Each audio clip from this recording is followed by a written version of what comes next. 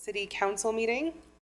Our meetings are public, and you are welcome to join us in person or by watching from the Council's agenda page, Zoom, Facebook, YouTube, or SLC TV. We hope you'll continue to join us in whatever manner you feel most comfortable. This is a work session meeting during which there is no public comment. Please join us tonight during our 7 p.m. formal meeting to share your comments. We, of course, welcome your feedback anytime by mail to P.O. Box 145-476, Salt Lake City, Utah, 84114-5476, by email at councilcomments@slcgov.com, or via our 24-hour phone comment line 801-535-7654. Written comments we receive on agenda topics are shared with council members and posted to our website, slccouncil.com. We'll now begin our work session. Our first agenda on the item are informational updates from the administration. We've got Weston Clark and Andrew Johnston from the administration. Welcome, friends.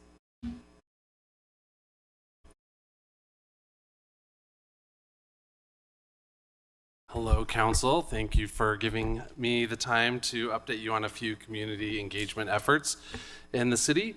Go to the first slide, which of course is just our reminder of the feedback page that we continually try to update with all of our survey opportunities and engagement opportunities for the community. So we encourage people to jump to that page regularly. Next slide. We have some quick updates on the status of some planning projects. Transmitted to Council for consideration are the reorganization of local historic district chapter, which fine-tunes the historic designation process, and the landscape chapter update, which simplifies the code around conservation, heat islands, and stormwater management. At the point of the Planning Commission, we've got, the Commission heard on the 27th of September the adaptive reuse ordinance, which attempts to update regulations for adaptive reuses to promote the reuse of existing buildings.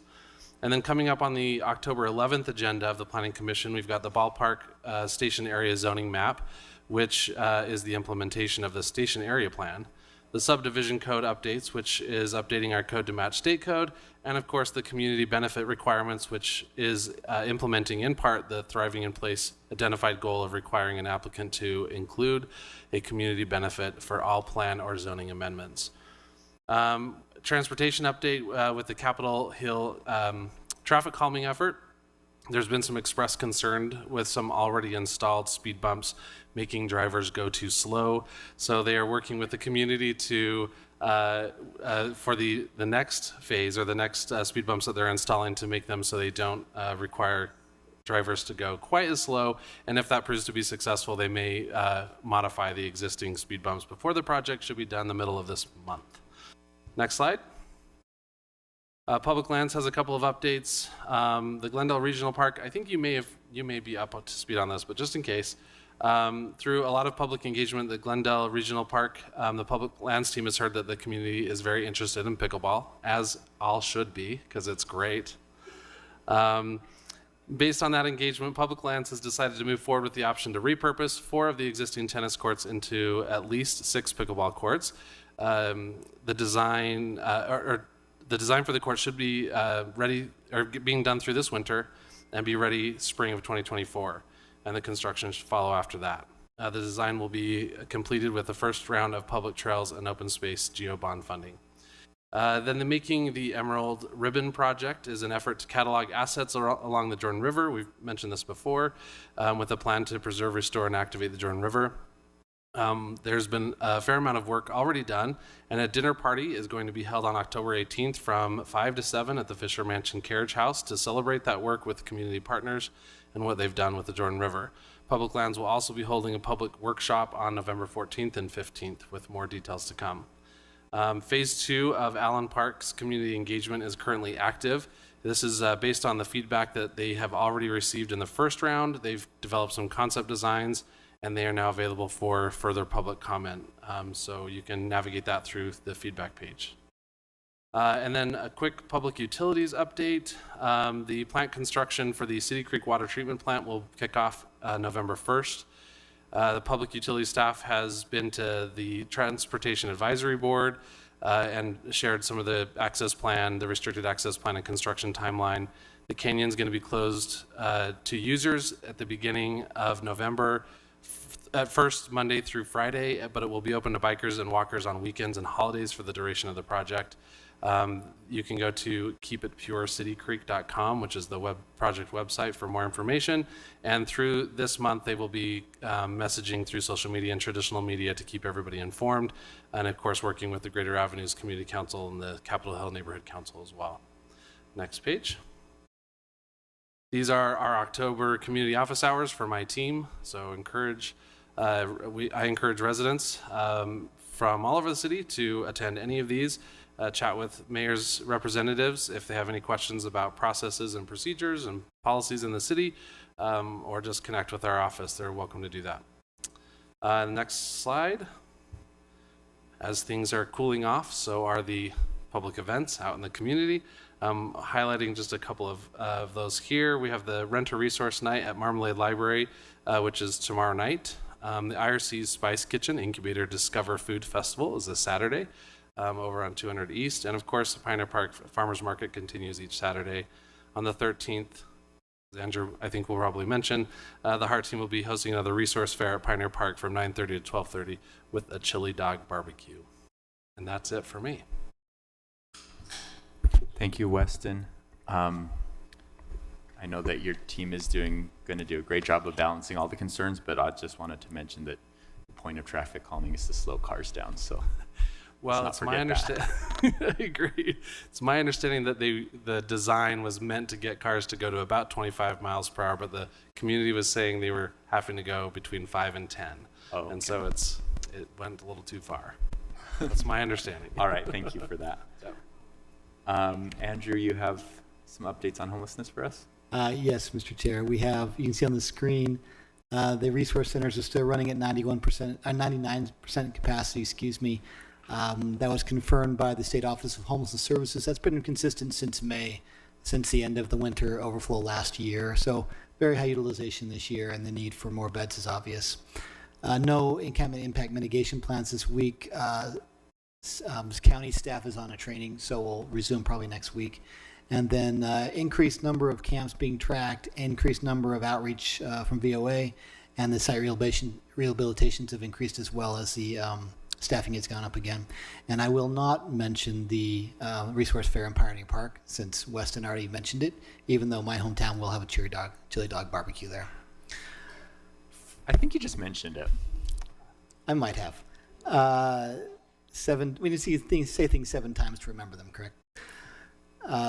We also want to thank council members for your town hall last night on homelessness. Appreciated that. We also want to give you an update on a couple of things. One is that the state Utah Homelessness Council approved funding for the winter overflow plans and some other things last week. That was one of the last things had to have in place to make that go forward.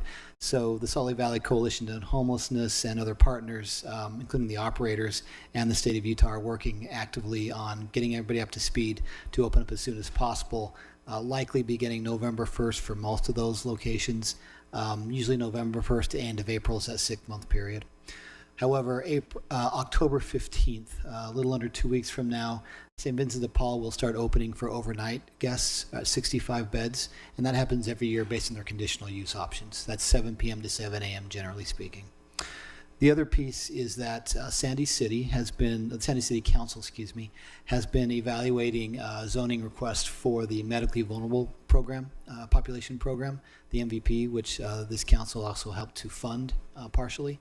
I believe they have the option of taking action as soon as this afternoon on that as well. And if they do so, it would mean that program could go forward again in Sandy and assist in all these efforts.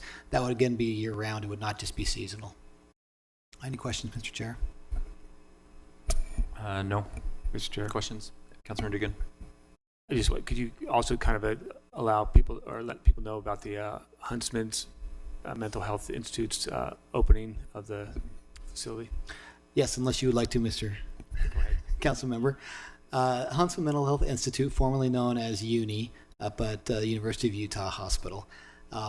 They have, for a number of years, had a crisis unit of about 6 beds available to the entire county.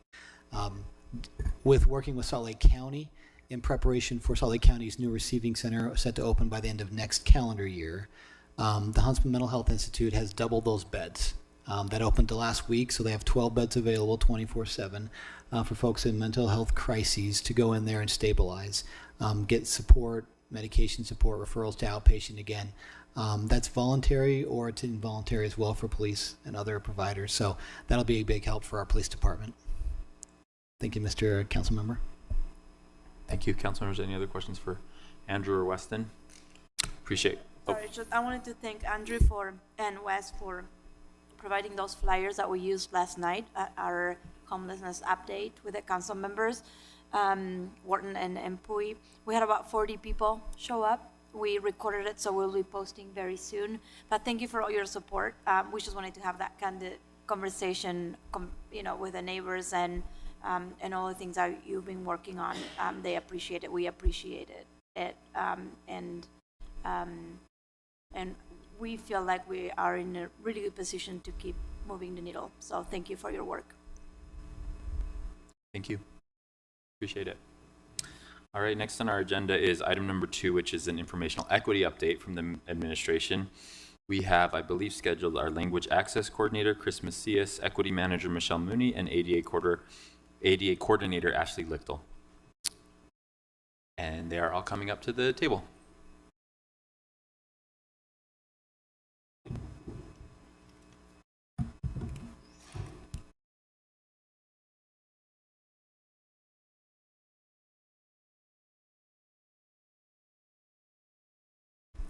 Hello, council members. Thank you so much for the opportunity to provide you with this update.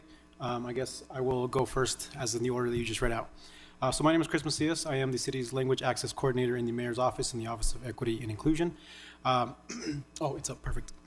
So today I just wanted to brief you on what I mentioned last time that I was before you, which is where we are in the timeline of implementation for language access training and workshops for city staff.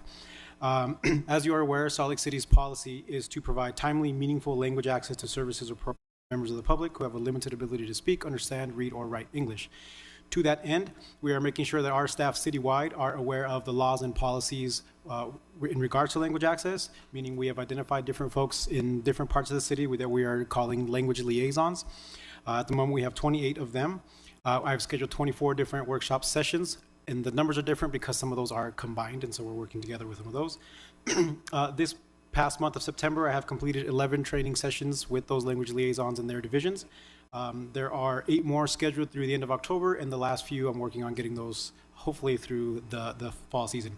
The ones that are now completed are the mayor's staff. That includes the community liaison team, and it includes the Office of Equity and Inclusion and the communication staff. Salt Lake City Justice Courts, 911 dispatch, waste and recycling, public lands, transportation, Salt Lake City Airport, Part 1, public services, sustainability, economic development, and the Salt Lake City Arts Council. Next slide, please. Chris, are those just one-on-one with you and the language access liaison, or is it more of a group? Each division has identified which folks are likely to be the ones who encounter constituents, residents that are limited English proficient, and so it includes the language liaison plus directorship and leadership of each division, and those who are likely again to encounter. So that could be front desk folks, that could be call center individuals, that could be people out streets, community, etc. So it varies by division, but it's a group of folks. Okay, great. I don't know if it's appropriate to do this or not, but if there was ever a recording, I think some of us would be interested in sort of listening to it. Absolutely, and I know at least one of these trainings was a hybrid version and was recorded, but if you'd like something with myself speaking directly to a more general audience, I can definitely provide that for you. Thank you. So a quick intro as to what these trainings and workshops include. Of course, we provide the legal basis for providing language assistance. We give an outline of the federal requirements plus Salt Lake City's internal policy. Language access plan and protocols, which is how we're going to implement that language policy. Includes best practices for working with LEP or limited English proficient persons and deaf persons, so this also includes ASL communications. Best practices for requesting and collaborating with an interpreter, requesting translation and interpretation services, and that also means the work up to requesting the services, so how do we prepare folks to be present in the community, well informed, and of course documentation and tracking of our services. That is something that I am gathering from all the divisions and departments as well, so that we have an accurate count of not only how many services, but what is the cost and what kind of services are we mostly requesting to keep that record there. In the future, I myself, along with the language access liaisons, will continue to gather information about the population and demographics of folks who speak languages other than English, and how we can continue to create, culturally linguistic relevance and efficiency in communication of our services in the city. So it's only 2 slides. I hope that's informational. But really, this fall is the season of training, as I'm calling it for now, to see or to know where we're at. After this, I will continue working one-on-one with each language liaison in all divisions and continue to identify language liaisons so that it's continuously updated. Thank you. Thanks, Chris. Oh, is my slides up there? I was like, I don't know if they were just combined all into one or separate slides. Staff, are there more slides? There we go. Thanks. Okay. So last week I went to the Eradicate Hate Global Summit. This was in Pittsburgh, and why it was in Pittsburgh is because it was established after the October 2018 massacre at the Pittsburgh Tree of Life Synagogue. This incident was motivated by anti-Semitic and anti-immigrant hatred, leading to the death of 11 people, becoming the deadliest anti-Semitic event in U.S. history.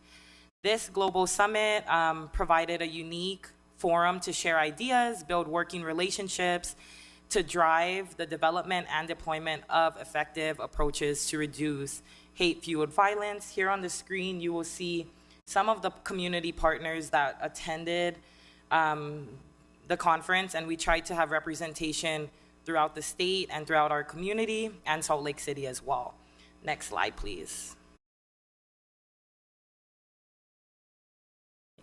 So the conference consisted of panel discussions and keynote speakers who all presented on various topics surrounding the state of hate, community education, hate and bias response, and hate-fueled violence against diverse communities. We were even able to hear stories from survivors of hate-fueled violence, such as Inga Arbaha, who was a Holocaust survivor, which is on the screen there as well. So that was a pretty unique experience. And a distinguishing feature of the summit is that it does go beyond dialogue to develop workable solutions. So this is done by uniting global experts and leaders through an ongoing working group structure.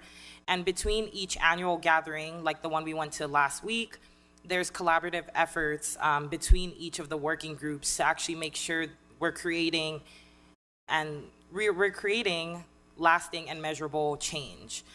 Next slide, please. So some of the takeaways and action items for the Racial Equity and Policing Commission, we will be continuing to work closely with SLCPD to develop a toolkit and assessment for dealing with reports of hate incidents. In Salt Lake City and really across the nation, hate crimes are very underreported, significantly underreported.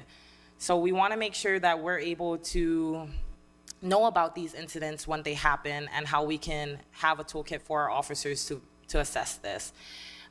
In relation to the Human Rights Commission, I'm hoping that they have more collaboration with the Racial Equity and Policing Commission on community dialogue sessions, because as we may know, it is sometimes people just don't want to report, and that is okay. So, but we want to take note of all of these things happening in Salt Lake City so we know how to better address them. And then with the Community Partners Against Hate, that's a collaboration with all of the partners you saw on the screen earlier, as well as other partners off the screen. We will work together to plan a local or regional summit, so bringing what we experienced in Pittsburgh here, and we networked with a lot of different people, and we're hoping they can be part of that so that we can get more engagement among our Utah communities. So that's my report. Is there any questions? Council members, any questions for Chris or Michelle? Great. Oh, Councilmember Valdemoros. I think it's so amazing, and I do feel like it does go unreported. Like not too long ago, I had friends, not in our city, just walking their dogs up in the mountains, and they were chased. They were chased by this woman, and As soon as my friend started speaking, what are you? She had like pepper spray, so started spraying the dog. And as soon as my friend said, "What are you doing?" Like, stop. She has an accent like myself, and immediately she was told, the F word, immigrant, you should go back to your country. And it became this like shocking, chaotic, but it did go unreported.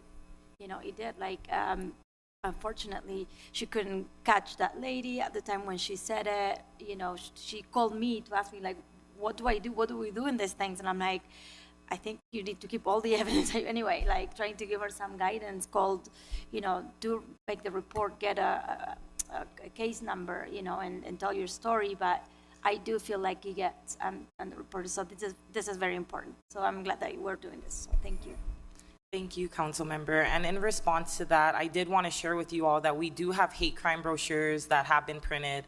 They were translated in Spanish, and we are trying to get them into all of the schools in the school district, as well as we just completed the filming and publishing of a hate crimes PSA. So that will be coming out. We're hoping to have a press release with that information so that we can get it out to the communities and have them see that video as well. Thank you. Ashley, do you have slides as well? Yes, there's one slide.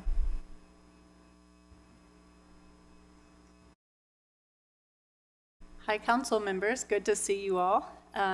Ashley Lickley, ADA coordinator. I wanted to first tell you about a disability community forum that the Accessibility and Disability Commission is going to be hosting. This will be the first one to ever happen in Salt Lake City.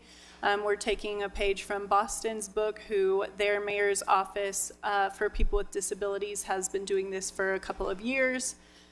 And so this is going to be a little bit of a more casual way for the community to come connect with us, because obviously they can come for public comment in the commission meetings, but this is going to be an opportunity for a little bit more dialogue, longer comment periods, also an opportunity to meet the commissioners in person and to hear about what the commission has been doing.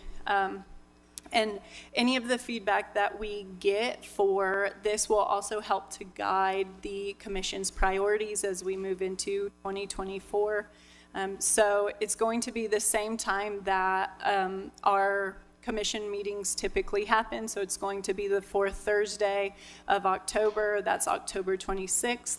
It's going to be the same meeting time from 3 to 4:30. It'll be at the Marmalade Library.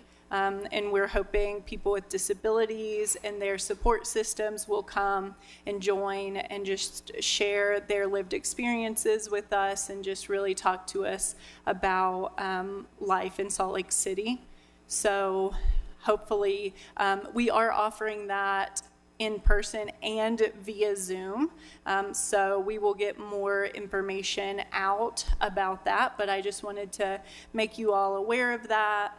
This is really going to just be an open conversation with the community and the commission. So we're really looking forward to hosting that event. And at that event, we will have ASL and CART available. There are opportunities to request additional accommodations as well.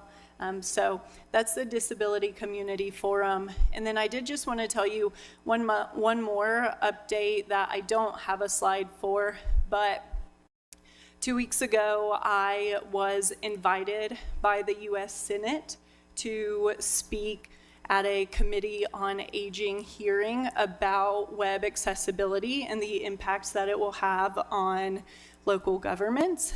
And very exciting. The Department of Justice is hoping to, well, they have proposed regulations for digital accessibility, which, as you may recall, is something that I have been working on in the city. And so hopefully I'll be able to bring y'all additional updates about that once the DOJ has once it's been decided if we will adopt those regulations or not.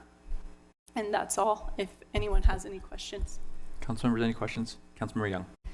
Yeah, I just want to follow up and not only congratulate you for that opportunity and honor to be able to go speak on behalf of the city. I think it speaks to not only the forward thinking of the city staff in terms of making sure we're at the forefront of accessibility, but also kudos to you in terms of being identified as a national expert to be able to speak on that panel. So thank you.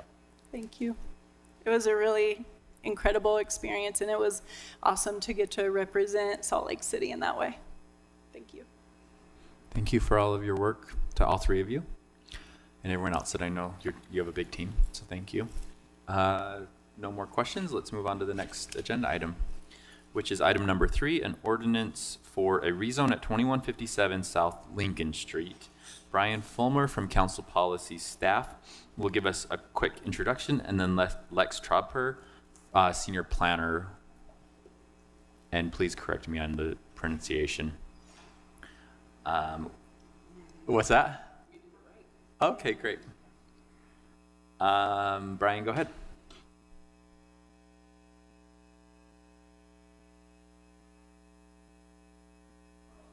We can't hear you.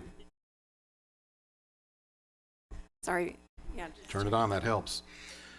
Okay, this is a proposal to amend the zoning map for an approximately 7/10 of an acre parcel at 2157 South Lincoln Street in Council District 7 from its current residential business zoning district to Sugar House Business District, or CSH BD2.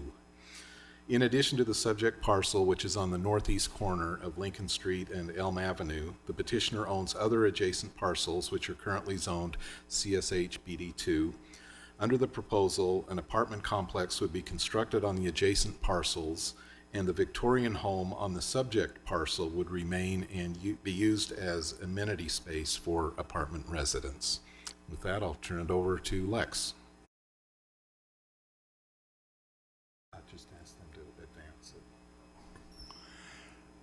Brian's kind of stole my thunder here, so we can go on to the next slide, please. So the Planning Commission heard this request. They voted to forward a positive recommendation with 2 conditions that you see on the screen there. One is that the petitioner would enter into a development agreement to guarantee the preservation of the existing Victorian mansion on the property. That mansion is not in a local historic district, and it's not an individually listed landmark site, so it could be demolished, and that would be a tragedy for that community because that is one small portion of the historic fabric of that area. And the second condition is that the petitioner would increase the width of the sidewalk to extend to the curb abutting the parcels that are subject to the petitioner's design review application. The Planning Commission has decision-making authority for design review, and they did approve this project. Next slide, please. I'm sorry, Lex, could you explain that? They want the sidewalk to be extended so there's no park strip? So there would be no park strip, that's correct. And why was that a request of the Planning Commission? There were a couple people from the public who indicated that they thought that the sidewalk adjacent to this property is too narrow, given the amount of foot traffic there. The planning director did recommend that the sidewalk width be kept with the park strip and the trees, but the Planning Commission disagreed with that. And so there would be no trees if the Planning Commission's request. There would be trees, there would just be no grass. I see. They would probably put the trees in those grades. Okay. So will it look weird, like awkward in the whole like sidewalk that I'm not sure if there's any grass already. So grass, no grass, no trees, then grass. Like that's how I imagined. I could give you my personal opinion. I think I would like grass. I personally think the grass looks better. Something that's planted. Water-wise grass. I just honestly don't feel that the foot traffic there warrants additional sidewalk and concrete. Okay. All right. Okay. So, sorry, is that something that was a recommendation of the Planning Commission, but you said they already have a design review approved? They do. So if we were to, say, approve this without that recommended development agreement, it's still going to get no plans because the design review is already approved by the Planning Commission? No, it would. I mean, they still have to meet the ordinance standards for street trees and things of that nature. Okay. If you chose not to adopt that particular condition, then the grass would remain. They have to meet street tree requirements, and there would be a sidewalk and a grass and park strip. Okay. I'm sorry to cut you off, but that seemed peculiar, and it sounds like it may have been a little bit. Yeah. So these are just a couple of maps of the site itself that you've probably already seen. This is just east of the Smith's supermarket in Sugar House. Next slide, please.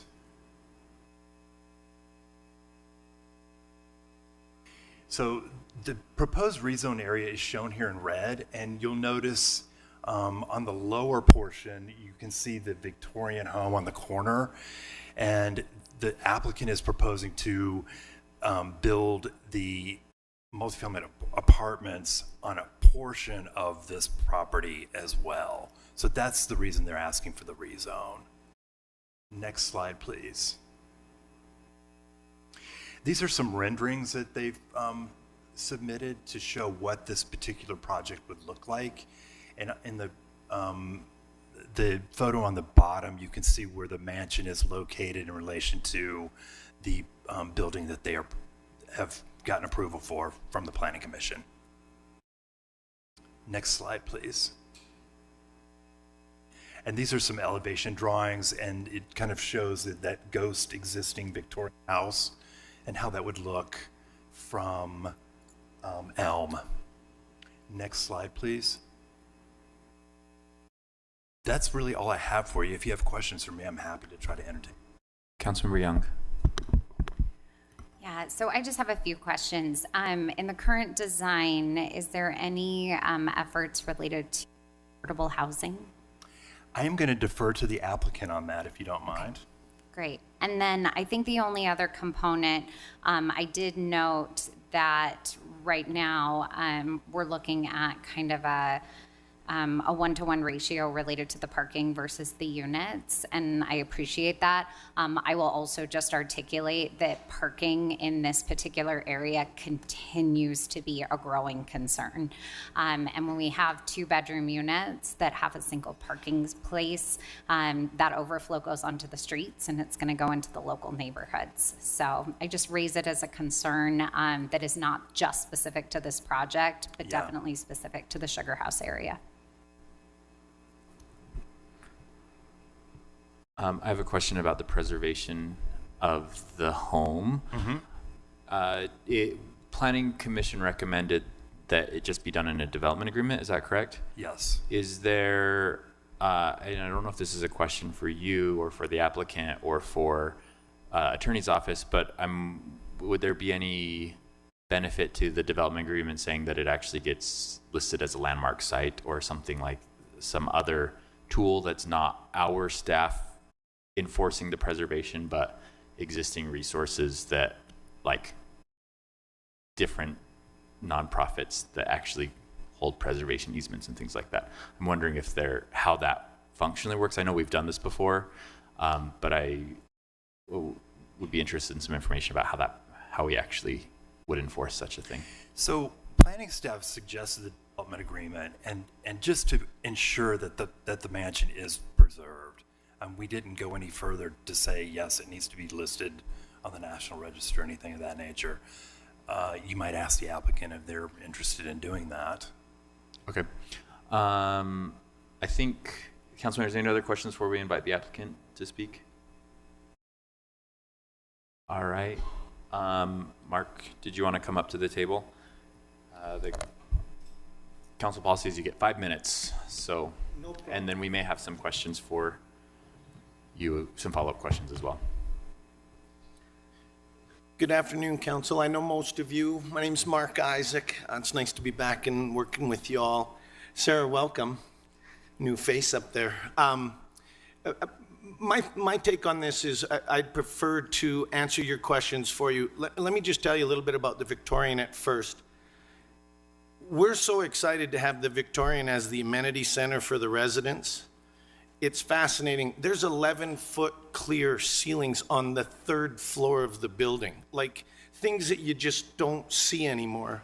And we've gone to great lengths for a demonstration kitchen, a library, an entertainment facility. We're spending a fortune on it, and we're going to bring the exterior back to its old grandeur. Darren, you and I know when we get performance criteria that are some of like the historic boards and elements like that, I've got a bit of a rub, and I'm very thankful that it's not a historic designation, because I am having difficulty with an elevator and some ADA. We have to make it all ADA accessible, and a few things that you wouldn't traditionally be allowed to do to a historically preserved building.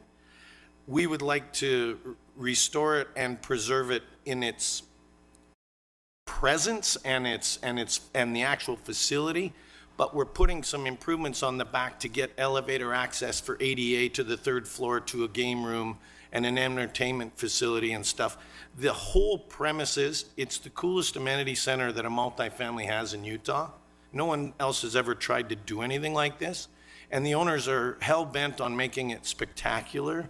So we're very willing to preserve it appropriately. We can work that out with the city attorney's office. We'll make sure that we're dialed with a couple good exhibits for you before we come see you again so that you're all comfortable. We love having it. And then, so if there's things that come up or you want us to do with staff, boy, we would be happy to. We're thrilled about the building. We're going to preserve it. We're going to make the city really proud of it. The previous owners fought like hell to keep it off of the Historic Commission and the Historic Registry so that they had the creative license to change doors, to change windows, and to do upgrades. It's been an attorney's office for 20-some years. So just so you know, that's kind of the direction on the home. And then the sidewalks, I'm glad we're speaking a little bit of it.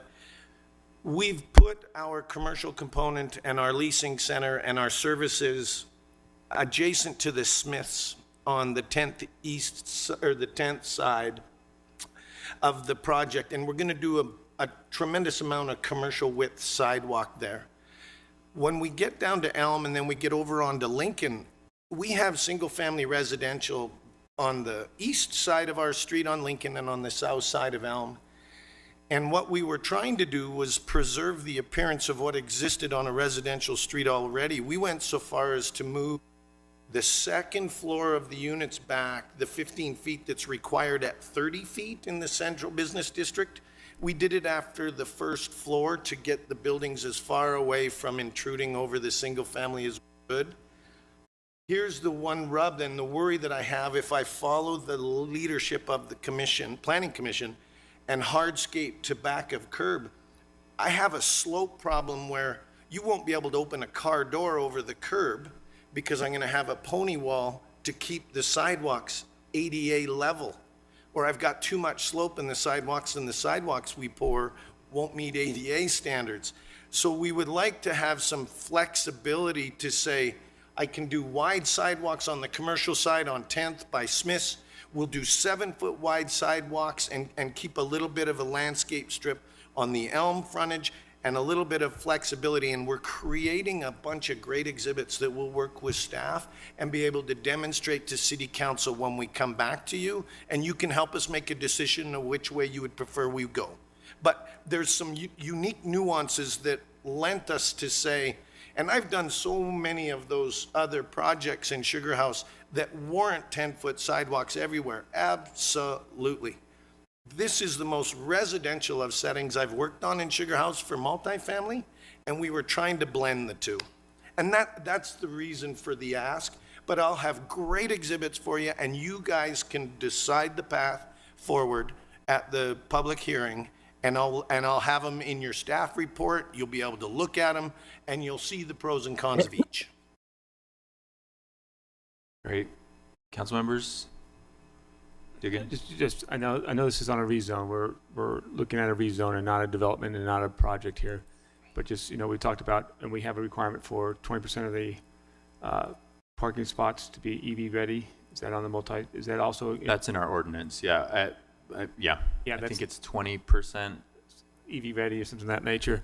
But also, we've been talking about, and we've had some concerns on, people are transitioning to multiple mode transportation and EV bike storage and EV bikes parking spots too. So just throwing that out there. I know we need parking spots for cars, but we also need parking spots for other modes of transportation. That would be the EV bikes. So just throwing that out there as an idea. I know this is just staff zoning. I think that's a question for staff, because does Sugar House Central Business District have bike storage requirements or anything like that? I think it already does. Yeah, okay, good. So. Thank you. And just for all your benefit with the bikes and stuff, on a few of these projects we're working on right now, it's really interesting. We go to great lengths to provide fabulous bike storage. And when they have these expensive bikes, people that have $3,000, $5,000, $7,000, $10,000 bikes, they all take them to their unit. And so it's kind of weird that way. And here's the other thing I'll say about it. We're starting to get nervous about the charging of all these electric bike batteries if they're not charging in a safe location. So there's a whole bunch of stuff that I think the city will start to look at moving forward, because we agree with you, Dan, and it's being adopted fast. We are over parking EV ready in the multifamily right now, with lessons learned from Fourth West and others, where they have long waiting lists for EV parking stalls. We are adopting them at a much faster rate in Utah than most of us thought we would, and it's a great story to be told. The developers are now, I think we're almost 40% that will be EV ready in the stall package when we are finally done. We won't have the actual charging meters, but we'll have the infrastructure and the capacity. So we're paying attention to all of that, Dan. Okay. Councilmembers, any other questions? I would like just to follow up with staff about the preservation. I think your explanation makes sense, and I can understand that. I guess then my question becomes, how do we define preservation in a development agreement to make sure I believe you have the best of intentions with that, but it's the next owner who buys it and sees this old building that they think they can tear down and build more units or whatever, that I want to make sure we understand what that means in our development agreement. Our development agreement is clear, so if we can work with staff on that. As far as the sidewalks go, I would prefer landscape park strips, and I think your explanation and planning staff's explanation about why a 10-foot sidewalk is not necessary on those sides is satisfactory to me. I don't know if other council members agree or disagree, but I don't agree with the 10-foot sidewalk requirement on those two streets. I do have a question, and this is just, there's a legend that I heard. Does that house have a underground swimming pool under it? And a basketball court. It's crazy. No way. You walk in the house and it's literally like a Clue game. There's a bookshelf. Can we get a tour, Mark? And the book and the bookshelf slides out of the way, and you walk right through the middle of a bookshelf down the stairs, and underneath the old carriage house and the back lawn. That's what I heard. Is a buried half basketball court and swimming pool. That's insane. That's amazing. Yeah, very creative, whoever had it before.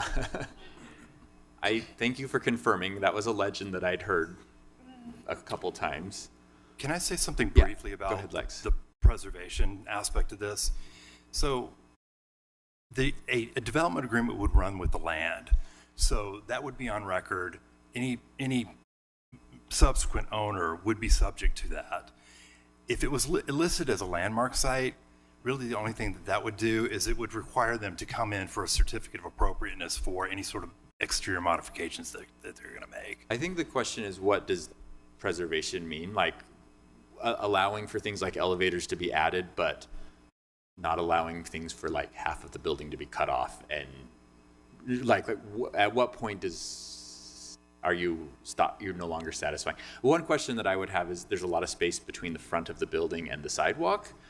Could you build a building between the historic building and the sidewalk? To me, that would sort of not meet the intent of trying to preserve the building, though it may be like buried inside of another building. You could build a building around it. Like, how do we make sure that preservation means what we think preservation means on this. And maybe that can be addressed in specific language in the development agreement, to be clear. And I don't believe that you're doing that, but 10 years from now, 20 years from now, someone may. Well, Darren, I like the logic that a future buyer that none of us know and none of us know their intentions would look at creative ways to maximize the purchase. I completely understand the logic. Let me get with the owners and see if we can present language to staff in advance so that you've had opportunity to review it in your briefing and in your staff reports. And hopefully when we come see you next, you guys are comfortable with the direction we're all taking. Okay, great. Appreciate that. Thank you, everybody. Have a nice afternoon. All right, thank you. All right, council members, that was item number 3. We are moving on to item number 4, which is a rezone and master plan amendment at 116 East Edith Avenue. Brian Fulmer, again, from council staff is with us, and Grant Amon, associate planner. And I see John Anderson as well. This is Grant's first time at the council. Welcome, Grant. I didn't recognize the name. Okay, this is a proposal to amend the zoning map for property at 116 East Edith Avenue, which is around 1200 South, in Council District 5 from its current R1 5000 or single-family residential zoning to CC or corridor commercial. In addition, the proposal calls for amending the Central Community Master Plan future land use map from its current low-density residential designation to community commercial. I believe the petitioner is in the audience and available for questions if needed. With that, pretty much I will equals turn it it's over done to on Grant. other days. Allison, I think your mic is unmuted on the Zoom.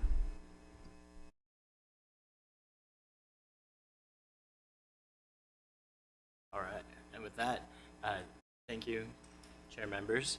Speak very close to the mic and make sure the green light is on. All right, there we go. Yeah, that sounds good.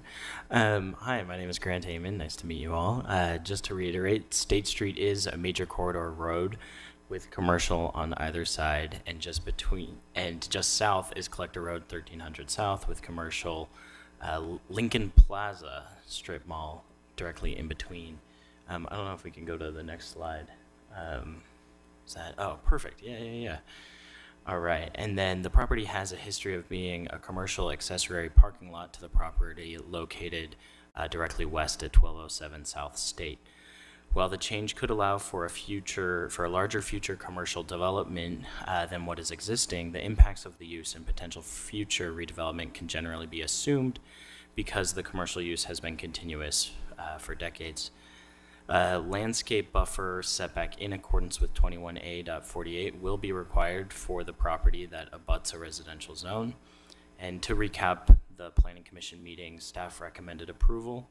Several community members voiced concerns about large truck access on Edith Avenue, and Planning Commission ultimately forwarded a negative recommendation. Although there is no development proposal at this time, the applicant has indicated to me possible future residential or commercial mixed use, but plans are not known, at least to me at this time. And the applicant did let me know that they would be in the audience, and he is here, and I'm also here to answer any questions that you may have. All right. Council members, any questions before we ask if the applicant? Okay, would you like time to speak to the council as the applicant? Council policies, you get 5 minutes.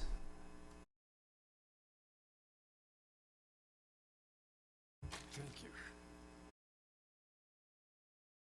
Good afternoon. When I purchased this property, and it was 1997. Could you speak a little bit louder? Sorry. When I purchased this property in 1997, about 1998, this particular lot was being used as a car lot. There was car parked over there, and it was, I think, leased by the state of Utah, and they were paying me $800 a month rent. So I didn't even know it was zoned residential. I bought it like it's commercial because it was full of cars, that particular lot. So it has been being used as a car lot since I bought it, But right now, I want to make it legal if it's not zoned as a commercial. I have here the text notices that it has been really classified as commercial, and I can give you this from the, Salt Lake County or city, I've been paying the real estate taxes as commercial. It shows right here, So if you want, I can give you. No, that, you don't need to give us, I think we understand. So the tax assessor looks at it as a commercial property, but the zoning is a residential zoning. But just to be clear, there is no house on this, right? So housing loss mitigation would not be applicable. It is actually a commercial property for tax purposes, and the way it's being used right now, just zoned as a residential, right? Okay, correct. Just wanted to make that clear for all of us in the public. Sorry to cut you off. Go ahead if you had more. So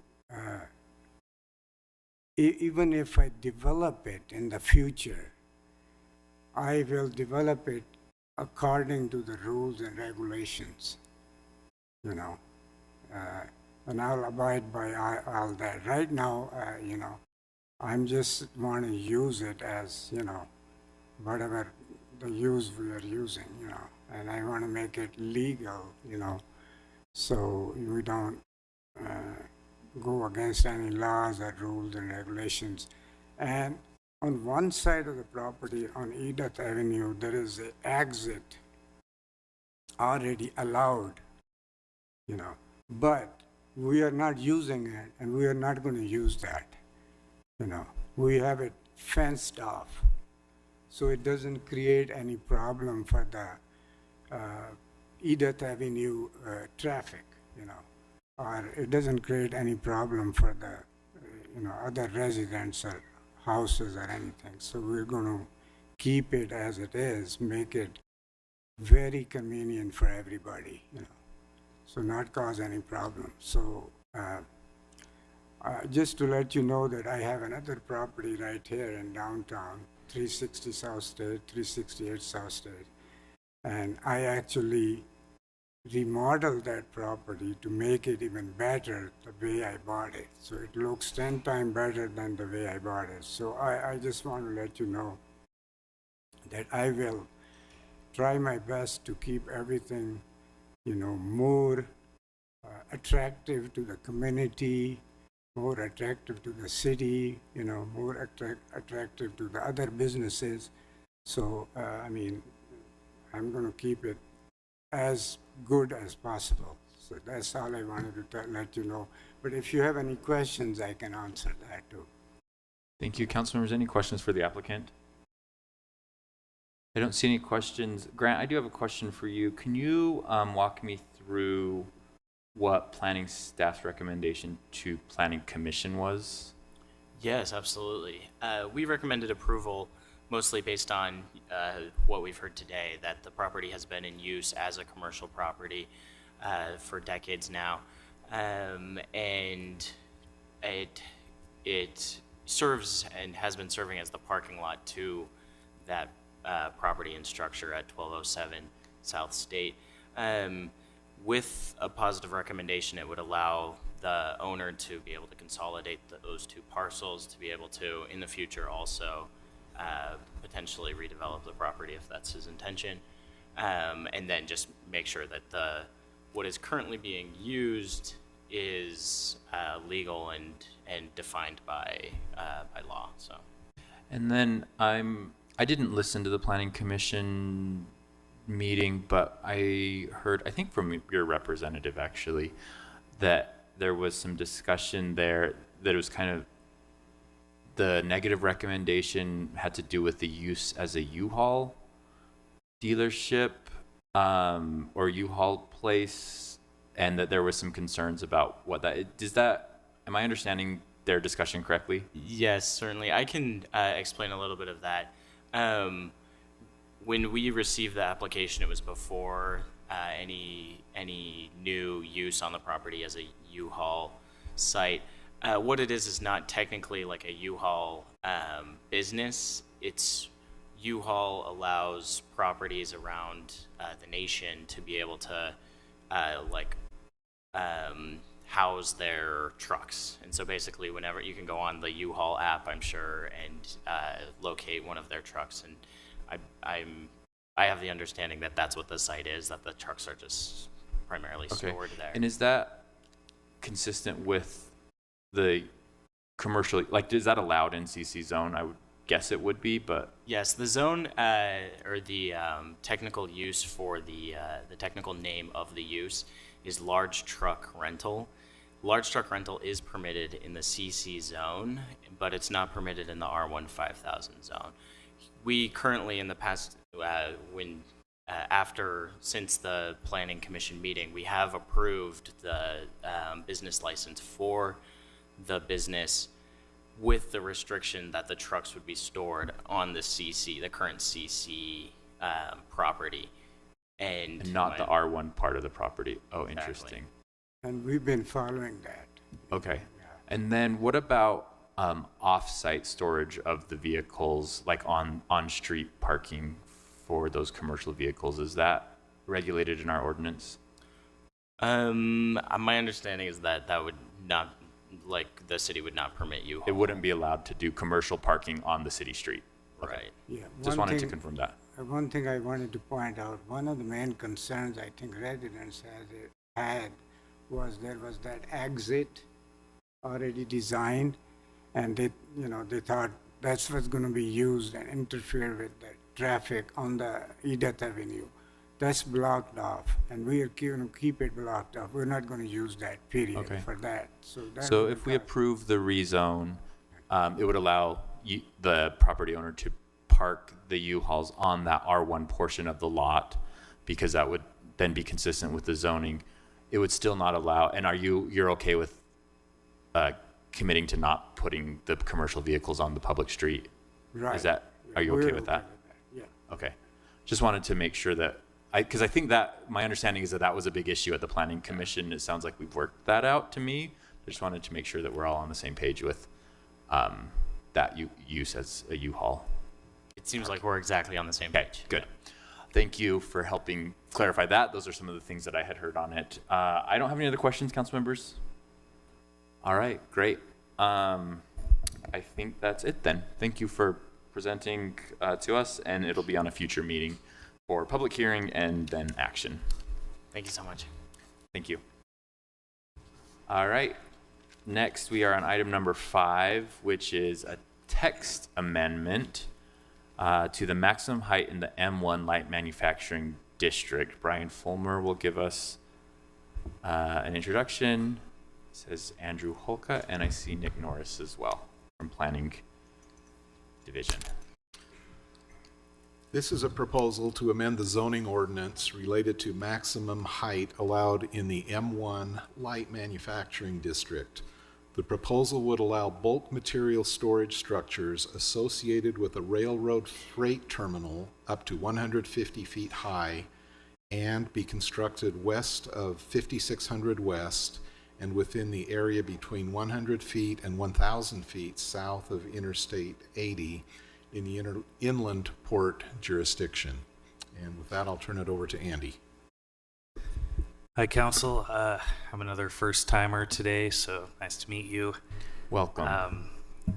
Today, as described, we've got a text amendment, a proposed amendment to the zoning ordinance, and I think we're a little bit ahead of schedule. My applicant was planning on being here. They may still be on their way, but as described, the request is to allow bulk material storage structures up to 150 feet tall, west of 5600 West, and between 100 and 1,000 feet south of I-80.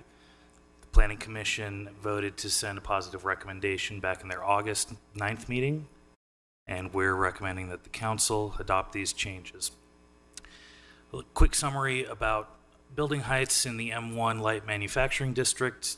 Typical max height is 65 feet, but certain types of structures have different height allowances. Railroad structures up to 85 feet, distillation columns up to 120 feet. There's an existing location exception for properties west of the airport and north of I-80 those can be allowed up to 85 feet with design review.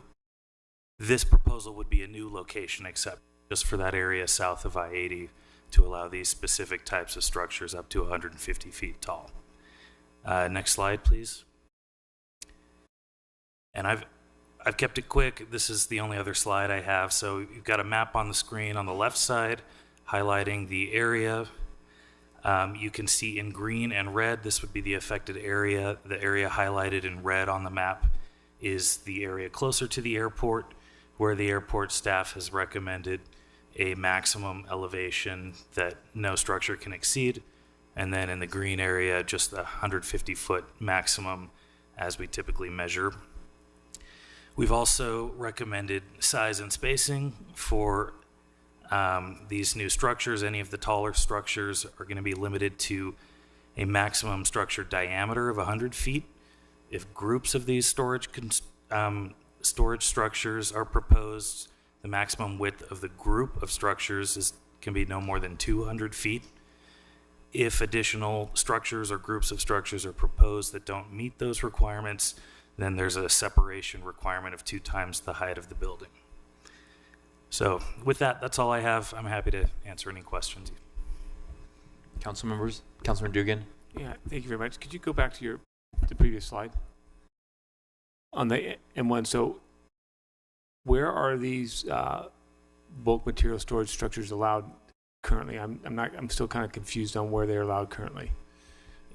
They're allowed anywhere in the M1 district, but under the current code, they would be limited to just the usual 65-foot height, so they couldn't be. Okay, so they're allowed in M1 districts up to 65 feet, and the proposal here request here is up to 150 feet along that corridor outside the 100 feet to 1,000 feet south of I-80. That's correct. Okay. Thank you. And when we talk bulk storage, is this dry goods or is it also liquid? We did not make any differentiation in it. I think the definition of bulk storage is just anything that's not individually packaged. And Mr. Chair, just a couple more. And then on that storage, is there a requirement to be non-toxic if you add water? You know, if it rains and it spills, how it seeps into the ground, any groundwater contamination of that nature, and spill requirements.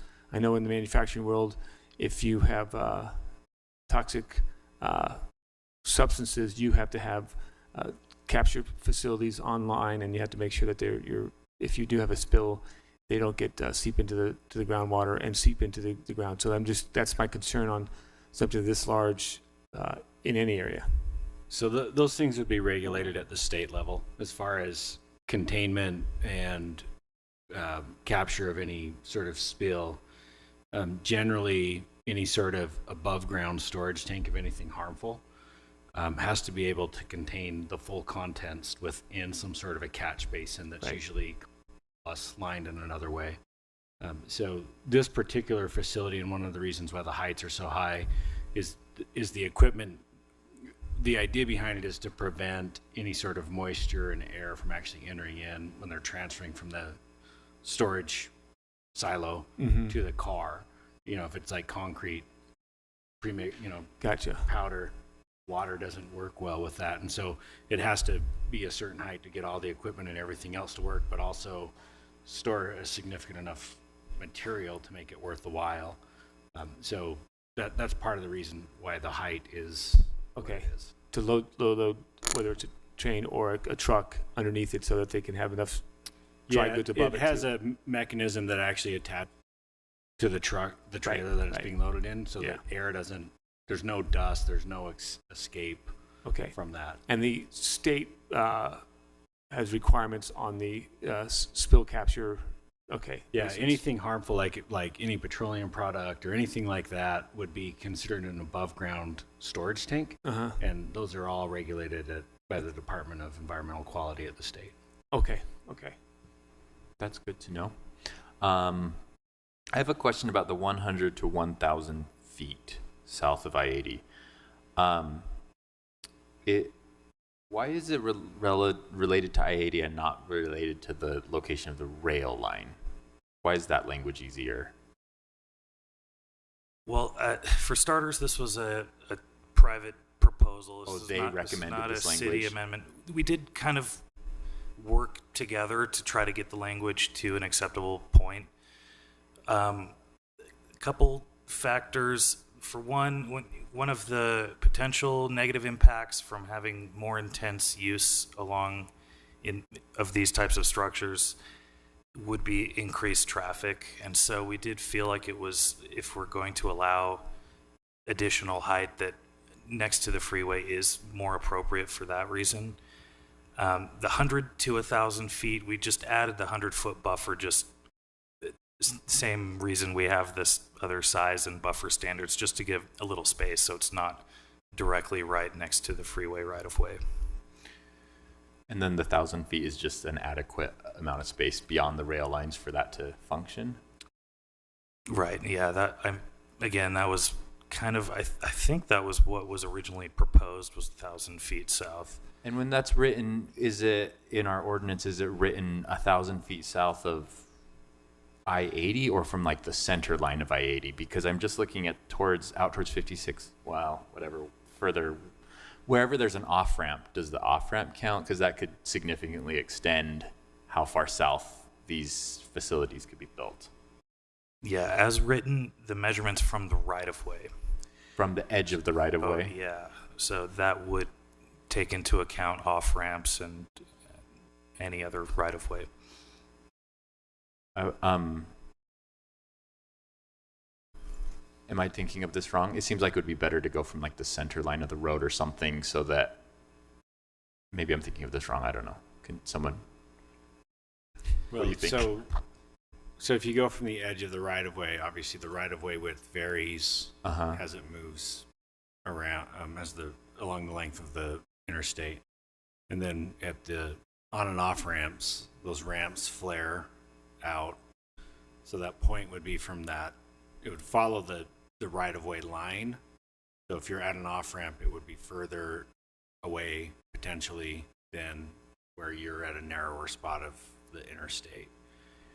So I think that the council has a prerogative to have that measurement be from a center line, but the center line will also move, right? So as the freeway gets, it's 100 feet, and then some parts it's 200 feet, that right-of-way line is going to be different. That center line is going to be different as well.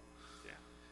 And the right-of-way would coincide with property lines, so it may be a little bit easier as far as enforcing and reviewing when it comes time for to keep it with the building right-of-way. Okay. I guess it seems like the buffer is there for a reason. I don't know if council members that represent this area think that there's anything out there. No, I learned a great deal about how trains work lately, and I'm still learning about quite a bit about this, and I have no concerns with the proposed recommendation at the moment. And just so we put it in perspective, which is while not really in front of us on this recommendation and proposed changes, this expansion that Garfield is doing in this area will benefit my community greatly because it's going to move. They're going to move the rail yard that they have right now in Fair Park and Poplar Grove to this location. So that's what they're doing the investments in here, and they're getting a grant, which we got notified that they got approved this week. So it's a big deal for the community to move this rail yard that we have right now in the middle of a neighborhood to this location. So I understand that they are making the investments to increase what they can carry and what can ship away or ship in. And the city is using a lot of concrete, and we're also exporting some of it, sending that outside the state. So it makes sense to me. Okay. All right. I have no Councilor. Has the applicant arrived, and would they like to speak? I don't think so. Okay. All right, I guess we can take any comments from the applicant in writing if they would like to share them with us. But seeing no additional questions, I think we will move on. Thank you. Thank you. Next item, that was number 5. We're now on number 6. We are 20 minutes ahead of schedule. Councilors, do you want to take a break or do you want to just keep going through? Keep going through, okay. This item is number 6, an ordinance for a budget amendment number 2 for fiscal year 2023 through 24. This is a follow-up discussion. Ben Ludke, one of our policy analysts, will help talk us through. I see Mary Beth here as well. Someone else.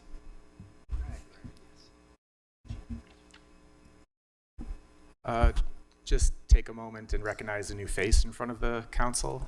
I don't know if Mary Beth wants to introduce him or if he wants to introduce himself. Council members, this is our new budget director, Greg. He comes from us from San Luis Obispo. He's been here since about the 11th of September. So we wanted to welcome him and introduce him to all of you. Great. San Luis Obispo is a pretty town. It's very different than Salt Lake City, but great. We were all trying to figure out who you were, so welcome. Who was the previous budget director? John Vike was the previous budget director. Okay, so we're replacing John Vike. That makes sense. Okay. All right. Let's go ahead and continue going through the budget amendment. Ben. Okay, this is the second briefing, and the public hearing for the budget amendment is scheduled for tonight. At the first briefing, the council took straw polls indicating support of 4 time-sensitive items. This was E1 and E2, the TANF grants for the Youth and Family Division, as well as a council-added item for additional funding of the sanctioned campground. And the 4th item was the first issuance of the Parks, Trails, and Open Space Bond. I understand Councilmember Young has a request for the council to consider a potential change, specifically the funding to reimagine neighborhood parks. This is where there is at least one project in each council district. And the funding is about $1.5 million per district. The proposal is to shift from the previously identified project, McClelland Trail, and instead use the funding for lighting and safety improvements to Fairmont Park. This could include lighting fields as well as walking paths and other activity areas in the park, having a crime prevention through environmental design or a CEP-TED review, which would likely produce recommendations for physical infrastructure changes to the park. And there could also be recommendations related to the restrooms, since I understand those have been connected to crime in the park. I don't know if Councilmember Young wants to add anything. Do you want to speak to that request? Yeah, no, I appreciate the opportunity to bring this forward. We are certainly excited about future opportunities for McClelland. I think noting that some of these efforts are going to need to be staged over time, there's an interest in the community to address a more time-sensitive need related to safety in Fairmont Park. And so we really want to make sure that that particular effort is really at the forefront of any sort of investment of resources at this time. And so I appreciate my fellow council members in considering that amendment. All right, council members, any questions to this? I think the point of that money was for the districts to choose projects for themselves. And so if that's what you think is the most important for your district, then I don't have a concern with that. But okay, let's go to the next item then. Okay. The next item is A1, and I'm going to talk about this one at the same time as item E3, because both of these items are about the Homeless Shelter Cities Mitigation State Grant. The city's award this year is larger than last year. It is a total of $3.1 million. This is $357,000 more than last year. The grant is subject to appropriation by the state legislature each year, but there's also a formula for Salt Lake City and other jurisdictions that are hosting homeless resource centers to receive a portion of the funding. There are 5 new FTEs proposed, and the grant would continue to pay for 13 existing FTEs. The existing FTEs are 2 police sergeants, 10 police officers, and a business and community liaison. Can we get page 13 of the staff report up on the screen? This lists the 5 new FTEs. The first one you'll see is a sequential intercept case manager, and this is a position to implement the Miami model. So they would work with high utilizers of the city's justice court to connect them to community resources. There is also a new police sergeant and 2 new police officers. The last new position is a grant program specialist, and this one is funded differently than the others. It would be half funded by the state grant. The other half would be funded by the general fund. And that's the proposal in A1.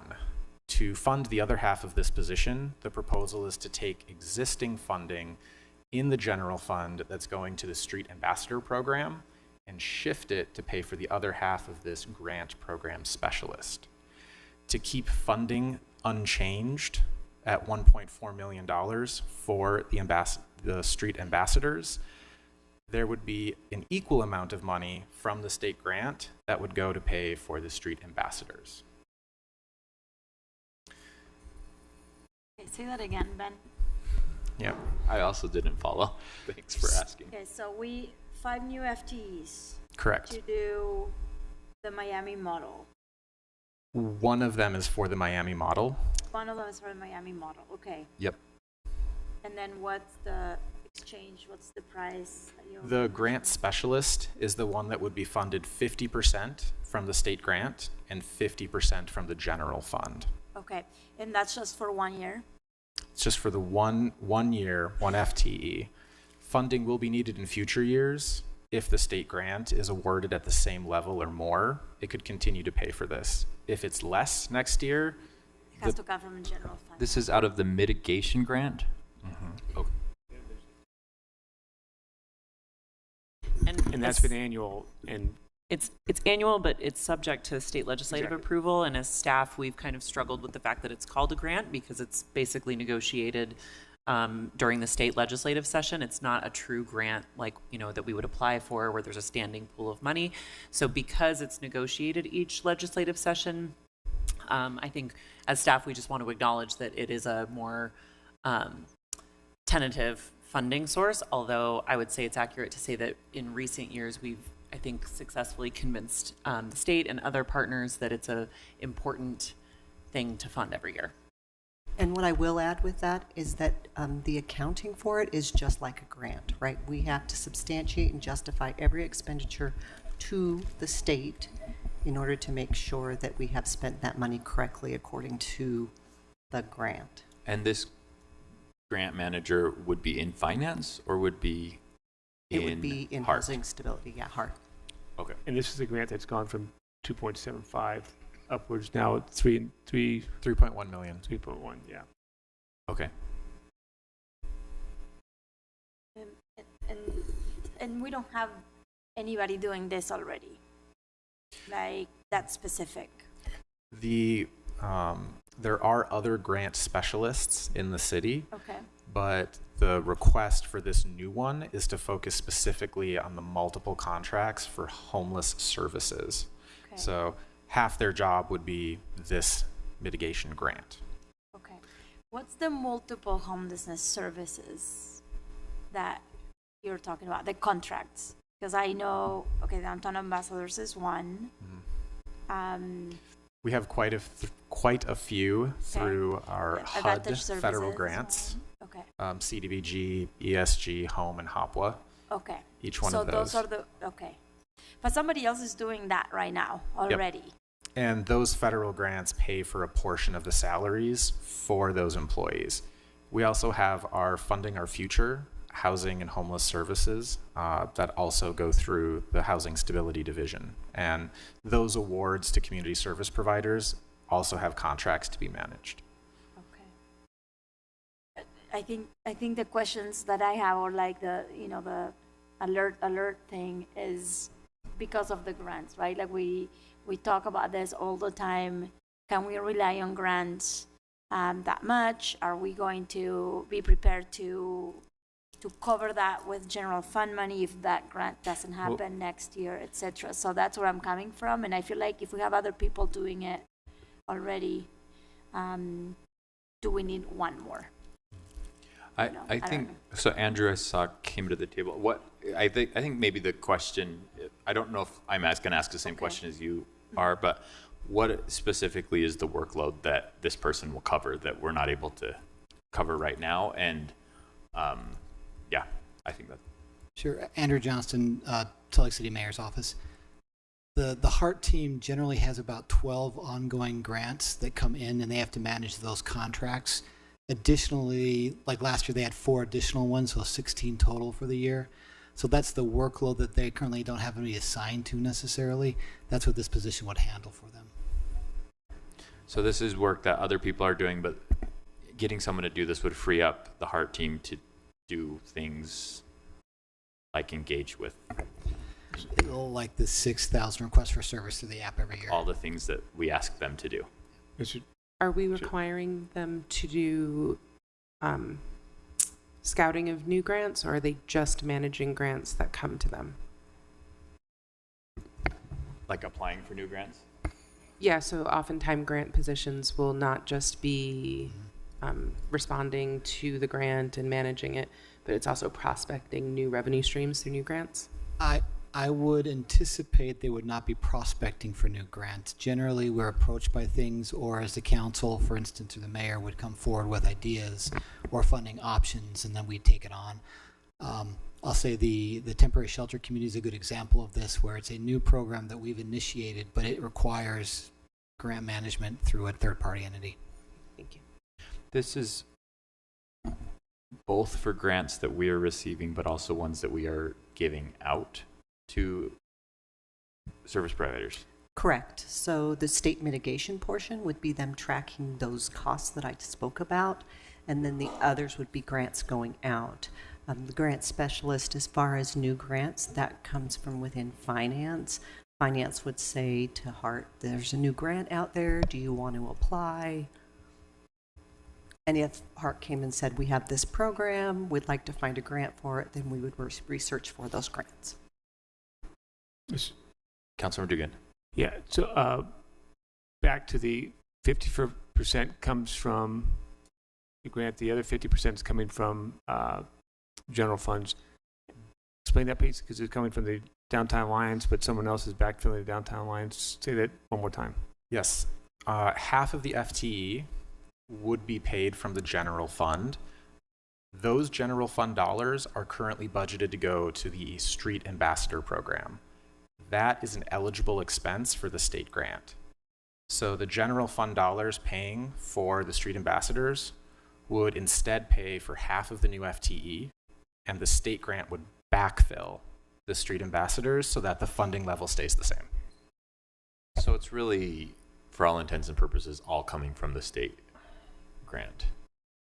Not for budgeting purposes, but like we're not dipping into fund balance. Correct. Okay. Sorry, I said that wrong. I realize that was the wrong way to say that, but we're not needing fund balance for that. I guess for my thoughts on this are, managing a grant sounds really complicated and like something that if I was a person hired to engage with unsheltered individuals, I wouldn't know how to do, and it would probably be faster and more efficient to have someone who knows what they're doing do it, so that I can be out on the street engaging with the individuals that are unsheltered. So to me, it seems like a type of workload that should be given to a specialist. I'm okay with that, but I think, like Victoria brought that up, perhaps we we do need to shift to, if some of the positions are going to be funded by grants, right? Then maybe we also need to make that position or that person also look for grants, like to fund that position, so that we don't have to rely on the one source. You know, like it's a little bit more work, but there are grants out there, so it would be nice to that person makes sure that finds the grants to fund their position the next year.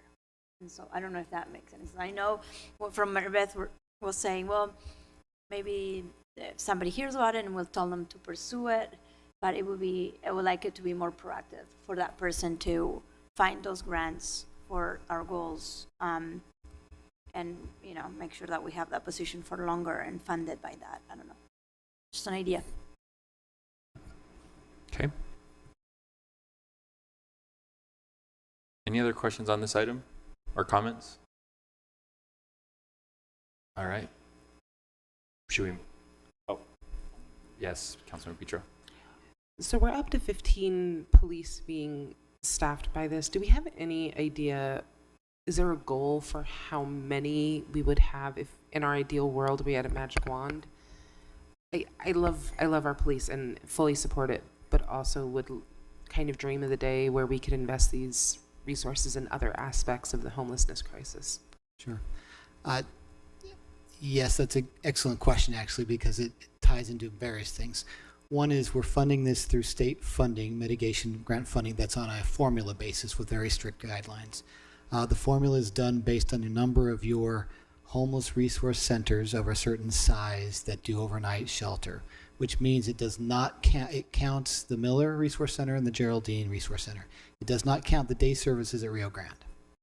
So the idea from the city had been, let's create these units for police around the Miller Resource Center and the Geraldine and King Resource Center, and we need one, we know, at Rio Grande for the same reasons. We don't have the funding directly for that. So this third group, essentially, the sergeant and the other officers, would be focused on that area to assist. So really our deal is to have those three major areas, allow our mitigation officers to be there, but all long-term be elsewhere in the city to help everything else, along with patrol. I guess one question I have on those are, I think the need is there for sure for that additional police presence. Before I was on the council and they were citing a homeless resource center in my neighborhood, the people, I don't know, it was talked about having security, and I think that's been something that neighbors have felt hasn't been as robust or existing as they had hoped. So I think the need is there. I guess my question is, how do we ensure, is there a legislative way or a budget way to ensure that those officers actually stay in those areas? There's not, right? Or am I missing something? I think from our intention has been clear that those two units of the King and the Miller Resource Center have a geographic area around those centers. Police department does like some flexibility in case there's something just outside of that half-mile radius, for instance, or quarter-mile radius.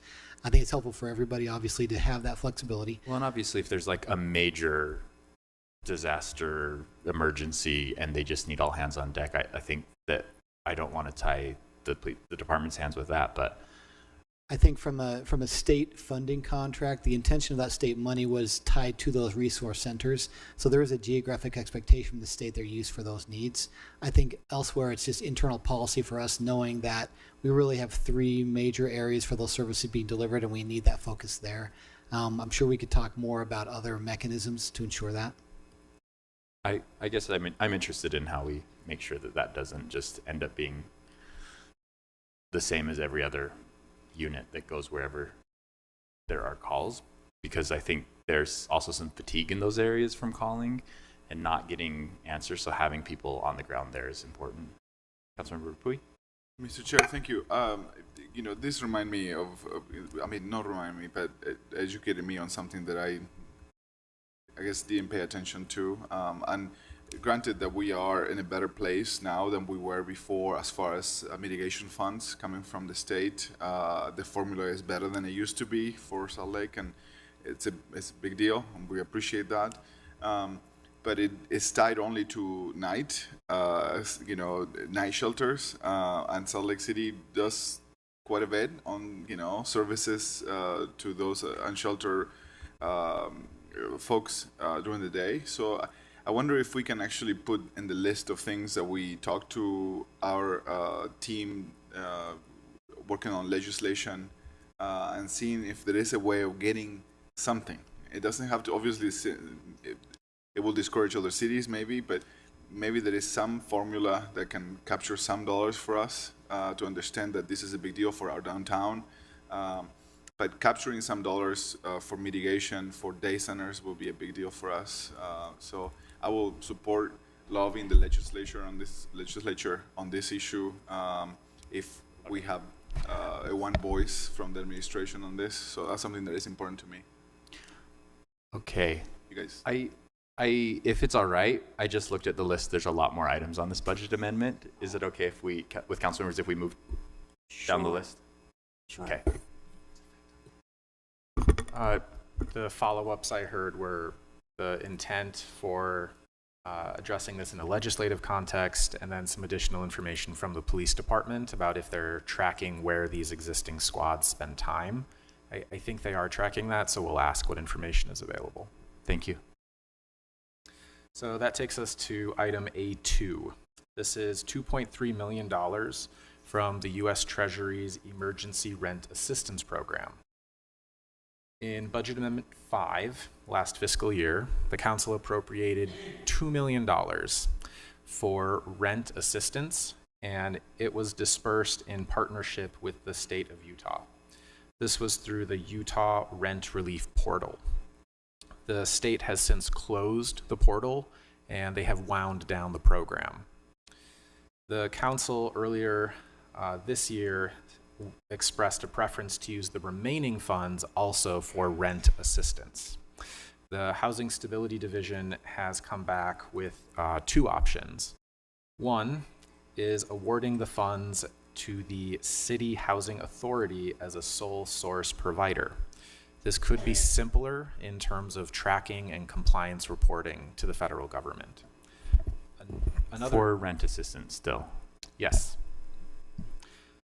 Another option is an open and competitive process. This would be similar to CDBG and the annual HUD grants, where there would be an open application window, the mayor and an advisory board would make funding recommendations, the council would make the final decision.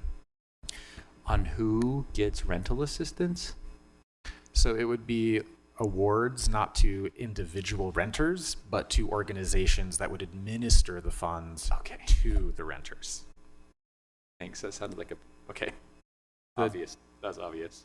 The deadline to spend these funds is September of 2025, so almost 2 years away. The city has received and distributed almost $21 million through this program. The city is considered a high-performing jurisdiction, which is why additional funding was made available. This is anticipated to be the final funding from the Treasury program. So the question for the council is these $2.3 million, should the sole source approach be used through the City Housing Authority or an open and competitive approach? I'm maybe just reading into what you're saying, but it seems like the sole source approach would be a lot less staff time involved and a lot cleaner and simpler. The downside may be that we're delegating more authority to the housing authority, if we consider that a downside, which I don't think I do. No. To me, that seems like actually a really great idea. That's what they do. Yes. So I think I'm supportive of that. Council members, anyone think differently? I agree. Yeah. I think if we didn't have trust in the housing authority, then that would be a reason not to do that. But I personally do. So I think we should do that. Okay. Okay. That takes us to A3. This is a $100,000 donation from the Utah Jazz for a Liberty Park basketball court. 2 years ago, in CIP, the council appropriated $100,000 to resurface the existing basketball court in the center of Liberty Park. It has since deteriorated to the point where engineers do not recommend resurfacing. The $100,000 donation from the Jazz, it doubles the project budget to $200,000 and allows fully reconstructing the court, as well as some seating and some fencing. The Jazz offered this to commemorate their 50th anniversary season, and the Jazz logo would also be placed on the court. So does that mean that we still, okay, we keep the 99,000 one, the CIP, plus 200,000, so 300,000? It's the 99,000 from CIP plus the 100,000 from the Jazz. Okay. So almost 200,000. Okay. That's a nice basketball court. Well, I actually have no idea. Maybe it's a normal basketball court. Sounds good. Yes. Yes, let's get a cool basketball court in Liberty Park. Okay. It's used. Like, I see people all the time. Like, Yes, playing, absolutely. And, like, it's definitely a used court. That takes us to A4. This is also a CIP project. This is a request to rescope Miller Park. It is a CIP project from 2018. The council approved $425,000 for this constituent application. This item is to rescope the remaining $365,000. The rescope would not close any informal or social trails in the park. Those would remain. The original goals for the project included expanding ADA accessibility, eliminating hazardous steep sections of trails, protecting and restoring historic structures, including some works progress administration, historic walls, and installing a walking bridge. The Public Lands Department had geotechnical and structural engineers evaluate the proposed projects, and they recommended different projects than what was in the original scope that would advance the original goals. The department is requesting this rescope to use the funds on the new projects recommended by those engineers. There is an attachment number 1, which has a summary of public engagement on this project, and it was the public engagement that resulted in the list of projects on page 7 of the staff report. The funding would start with project number 1, the highest priority, work its way down the list until the funding runs out. In the public feedback, there were some stakeholders that expressed support for the department's proposed way forward. There were others who preferred to try and make the original scope work.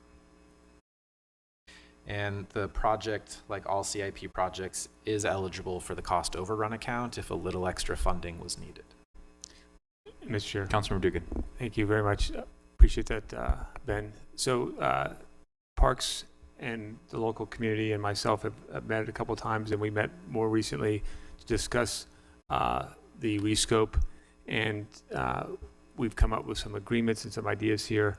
I want to go back and have one more review of what we kind of agreed upon. It's all within this rescope. There's not really a change to some of the top priorities, and look at that and come back to the council for maybe a clarification of the rescope and what we would be looking for. But none of the projects that are we're not asking for any different projects here. We're just asking maybe just for, we're going to focus on ABC instead of A through F. So I'm going to get with the community again and the parks to give us a better understanding, make sure we understand what they want to look at and what we want to look at. So, okay, stand by that on that one. You're not sure yet where you're. Yeah, where you're at on that. probably we're just going to update this request. Okay. All right, let's go on the next one. So that takes us to A5.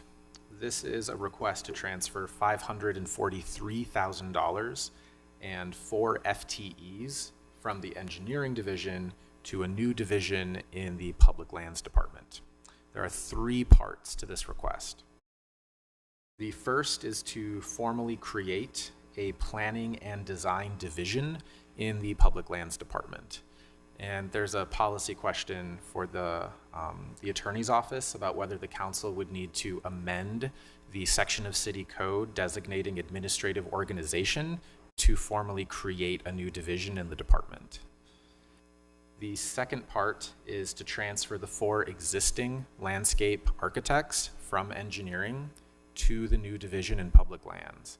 They would join 2 project managers that already exist in the Public Lands Department. There's a policy question if the council would like to explore the Geo Parks Bond reimbursing the general fund for the time these landscape architects spend working on the bond projects. And the third part of the request is to reclassify an existing planning manager in public lands to be the director of the new division. The position would be reclassified at a higher pay grade as merit and not appointed. The administration stated that they plan to request in the next annual budget for the position to be switched from merit to appointed. The increased compensation this fiscal year would be covered by vacancy savings in the department. The question of merit versus appointed, if the council wanted to provide policy guidance specific to division directors. There's currently a mix. Most division directors are appointed. It's unclear why some are merit. Staff is checking with HR on that. I can weigh in a little bit on why at least a few are merit, is that in some cases, when positions are changed from, say, a division level to a department level, an employee won't agree to shift from a merit position to an appointed position just because of the risk that entails. And so in certain cases, the city was willing to, essentially agree with that employee to keep them as merit status, even though their typical job would be appointed. So it would be a little unusual to shift this position in the annual budget, and it would be unusual for the employee to accept that shift. So maybe we have been talking with the administration about ways to clarify this and navigate this, but just those are some considerations. Councilmember Pui. I mean, I appreciate this change, and now that I understand it better, it really makes sense. It's going to be more efficient. How we do things. It's a no-brainer. I do want to find out about the legalities of the code related to the creation of a new division, and also the reimbursement from the Geo bond. That's interesting to me, and to the reimbursement the general fund. But this makes a lot of sense. It makes it more efficient, so we don't have 2 different groups of 2 different departments going to the same projects, not really communicating with each other. They can be under one leadership. They can be going to the same projects, and they can actually cover more ground that way. So this makes a lot of sense, and I appreciate the administration finding this and fixing it. Another potential benefit is having the same employees that are designing and planning assets being in the department that is maintaining those assets. That's something that could also be more efficient. Kristen or Tom, do you want to speak to this at all? I know that I think we're understanding it correctly, but we had a conversation offline that really helped me understand it better. So if you want to share any of that, I think that'd be helpful. This is Kristen. Go ahead. Oh, did you want me to just share? Yes, please. I know that yeah. We talked real briefly. Right. So this is a budget neutral request. We're not asking for any new positions. Basically, it's taking 4 positions from the engineering department, moving them into the planning, into public lands, to work under one supervisor. And what that allows us to do is better prioritize where those staff will be going. Sometimes we will have those two staff because sometimes you'll need a landscape architect and a planner at a meeting, but it does allow us to plan a little bit better so that they can separate. So instead of having both departments represented at a meeting, you might only just need one that's representing public lands. And we think that this will provide some efficiencies, but we don't think it's an end-all fix to some of our delays in project delivery. We're still working with the same 8 staff as we've had previously, but public lands has grown significantly, and we're fortunate, we're super happy to have grown in the amount of capital projects that we have to manage. But just 5 years ago, we were $1 million, maybe $2 million in projects, and this year we have $200 million. And so we are really looking at how we can best utilize our existing resources to do our job the best we can. But it's certainly not going to ensure that every project's going to be done in 3 years. For that, we might need more staffing. But we think that this is an excellent process moving forward. We think we have the best person possible to lead that group, and they are already existing in our group. We're fortunate to have that person help us with this entire planning process, and we would look forward to moving that to an appointed position in FY25. I have a question. So all these individuals, those positions existed before the GO bond passed, is that correct? That's correct. So with that in mind, I don't feel like I want the GO bond to reimburse the general fund for those positions. If new positions are needed in order to carry out general fund or GO bond projects, then I may be willing to consider that. But I think the voters voted on that money to go into projects, not to replace general fund positions that already existed. So for me, I want to keep that money going into the park. But if you need like to hire more people, either permanently or temporarily, then I would consider that being funded from the GO bond. But that's where I'm at on this. Petro, Councilman Petro. Does this leave a gap in engineering behind that we're going to have to fill by transferring these over, or were these people already exclusively designated for parks projects? Yeah, so that kind of gets into the process of how this works, which Tom could probably explain a little bit better, but in layman's terms, basically the engagement and design process will happen in public lands with those staff. And then once the entire project is ready to be built and everything is decided, we will hand it back over to engineering, and they will do the construction component. Now, the engagement staff and the design staff will still follow that process, but they won't be in charge of that process. What this does is have one project manager throughout the whole process so that they can follow it. And it doesn't leave a hole because we're taking that work with us to public lands under those folks. And Jorge, you guys, there's not projects outside of parks that you no longer have the staffing to address with this transfer? Because I love what Kristen's saying, and as long as we're not leaving you holding a bag. Thank you for the question. This is Jorge Chamorro with Public Services. There are projects in engineering that are not related to parks, and we have the architectural group that still remains in engineering addressing those projects. So the 4 staff that are going, they were already working exclusively in parks projects. Okay. So we're just empowering now. This is just streamlining the administrative aspect of it. That's right. Okay. Thank you. That's helpful. Thank you, Kristen and Jorge. Councilors, more questions on this, or should we move on to the next item? Okay, Ben, let's go to the next item. All right, we are moving on to item A6. This is a budget neutral request to shift $113,000, as well as creating a new FTE, a Senior Community Programs Manager. The position would be in the Youth and Family Division of the Community and Neighborhoods Department. The total budget for the county contracted services at the Sorenson campus would be reduced by $113,000. The city council and the county council would need to amend the existing interlocal agreement to reflect this new budget. The county requested that the city take on childcare and custodial services at the Sorenson campus.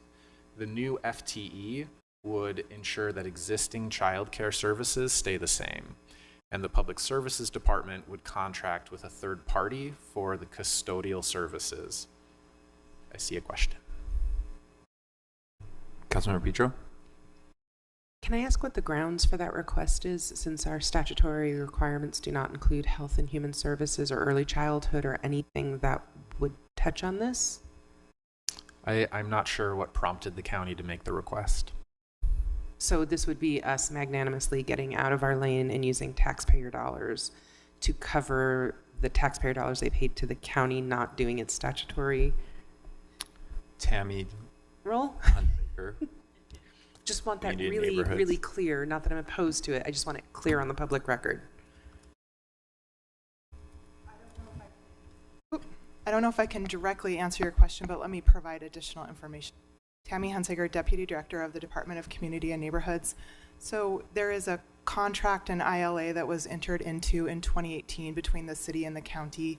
As you probably are aware, the city owns the Sorenson campus and does most of the programming there.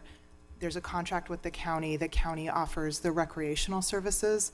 So this ILA has certain obligations that the city has to abide by and then the county has to abide by.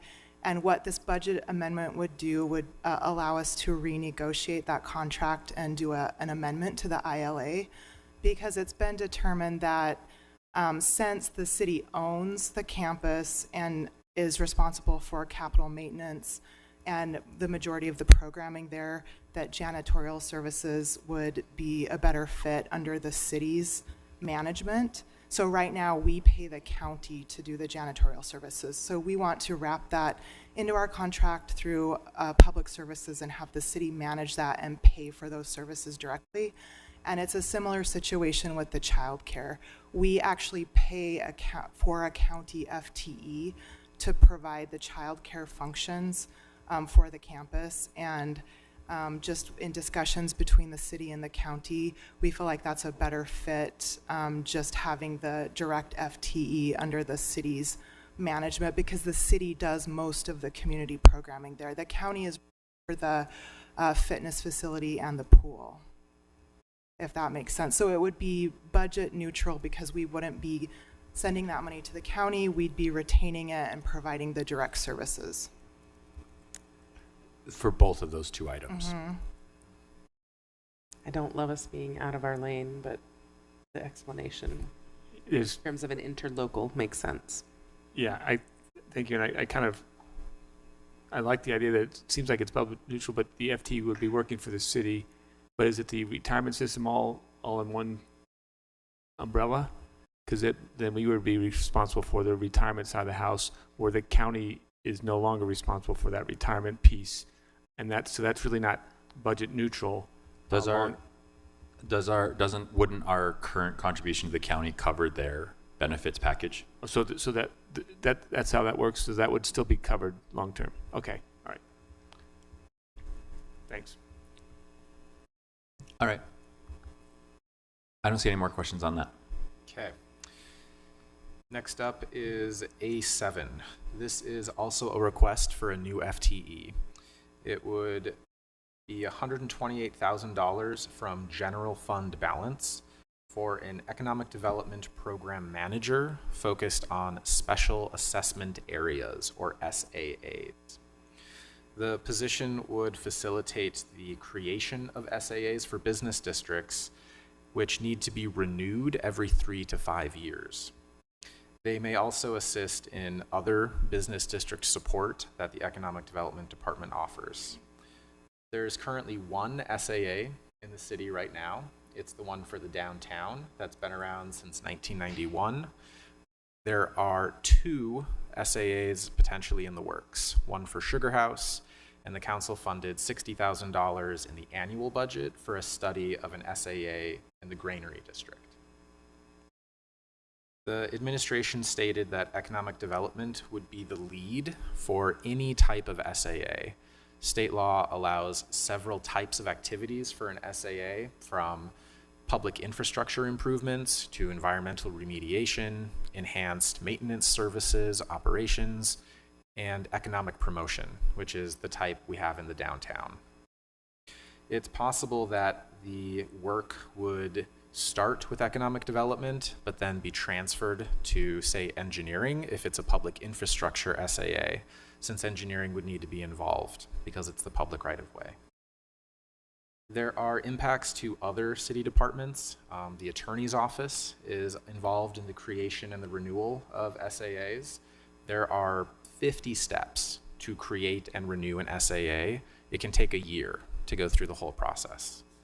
There's also a significant impact to finance, not just for creating an SAA, but the ongoing workload every year of invoicing, tracking, and doing collections for an SAA. May I? So, correct me if I'm wrong. So, there is a group of businesses that request the city. They start the formal process with the city to say we want to start creating an SAA. We are not part of that initial request to the city to create that, right? They come to us, and once that formal process starts, the city has to assist on this process to make sure that they follow the 50 steps and whatnot. That is already, I think this is an important piece of the information, which is that our administration, our staff, is going to have to handle it regardless. So there is a lot of work to be done from our side because there is already an SAA or an intent to an SAA to be formed. So this is the idea of this, and this is why we added the $60,000 in the budget, was to make sure that we have enough staff. So the work is not going to stop. So we're going to have to handle it with the staff that we have right now, which is not ideal, or we have put a person focused on the SAA, and we're required to actually assist them by state law when there are. So I hope I didn't say anything incorrect. Okay. That helps me remember all of this because it's a very convoluted process. One other thing that frequently comes up is the SAA is property owners, not the tenants. Like many businesses are tenants, they may not own the building. It's the property owners who are agreeing to tax themselves, and 60% of property owners must agree for an SAA to move forward. So that's frequently a question. Councilmember Petro. Can I ask why we're getting this now? I advocated for this during our budget season and understand the value of this. Why are we doing this now? So I'm just going to chime in because I think we were part of that suggestion. The idea for the granary essay up and so late in the budget process that it felt like we didn't have the time to, the administration didn't have the time to figure out where best that staff person made sense.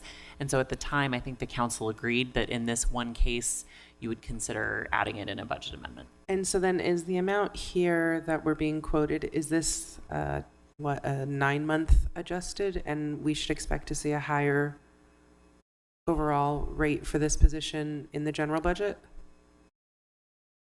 Or is this the whole year, even though we'll probably work 6 months of it if we're lucky? And we're checking. And that is correct that we talked about this with $60,000. We knew there wasn't going to be enough to pay for this person. We knew that we're going to have to come back with more money. Well, that was just the study money. Like we never intended the $60,000 to be for the position. And Councilmember Mono asked me a question, could the SAA reimburse the city? The SAA can reimburse the city for the study, so that $60,000 could eventually be reimbursed. It's not clear to me, and I mean, we haven't pushed it, but I don't believe the SAAs can pay for like an employee in the city hall to manage SAAs. Just to clarify on the cost, that was like a 12-month, that's an annual. Okay, perfect. So that's what we should see in the annual budget next year adjusted. Okay, thank you. How many SAAs could one person manage? And if we don't approve new SAAs, or the voters, the business owners don't approve new SAAs, what else would this person that we hired do? If you didn't fund this position, are you saying how would Sorry. we? No, if we do fund this position, how many SAAs? So I guess I didn't realize, we've been talking a lot about SAAs recently for different reasons. I guess I didn't realize that there would be a general fund expense if we were to expand to more SAAs throughout the city. And that I forgot about that. We're going to need this person. So we now know that we're going to need this person. Say there's like 5 business districts that want to form SAAs. Could this one person handle that, or are we going to need 5 full-time people to manage those? What's the workload of this? You want to answer it? I want to answer it. Sorry. Right now, as it was stated earlier, it takes about a year, if not longer. There's 50 steps. So per se, we will be starting the process for the CBIA, the downtown SAA. I would say we'll start preparations in January so we can be ready to go in April. Also, simultaneously, right now, we are working with the Granary district, and we're going to be working on that. So we're basically taking responsibility for all those requests that are coming in, and they're basically letter of intent that are sent by the commercial property owners, and we have to respond to them in terms of what the state code dictates for us to basically respond. Let me clarify my question. So can I go ahead, maybe help? Maribeth, yeah. I don't know that we know how many SAAs one person can manage on an SAA, right? This is managing the renewal of the SAAs every 3 to 5 years, right? It's managing the contracts. It's managing the contracts with the outside entity like Downtown Alliance. That's what I believe this individual will be doing. So I'm not sure that the administration can answer that because we've never had this position. It also probably, just practically speaking, depends on the type of SAA. I think that a type of SAA like the Downtown Alliance is an ongoing SAA that requires sort of constant participation and partnership, whereas an SAA that's formed, let's say, to install infrastructure might be an initial upfront workload, and then the workload on the back end is probably more just finance monitoring and making sure the bond payments are paid. So, and we don't know that where... puts it here. Right. There. Exactly. Okay, that's a good answer. I guess then maybe the reason I was asking the question is because what I don't want is to approve this person and then come back, because I know I've been talking to businesses along 9th South corridor that are interested in improvements along that and considering maybe this may be appropriate for them very, very, very early in the talks. But what I wouldn't want to do is approve this person and then when other business districts come in and say, well, we want to work on this, use that same tool, say, well, you can't do it. We need to hire another person for that. Like, I want to make sure that there's adequate flexibility in this position to help at least explore with new business districts whether or not an SAA is an appropriate tool for them.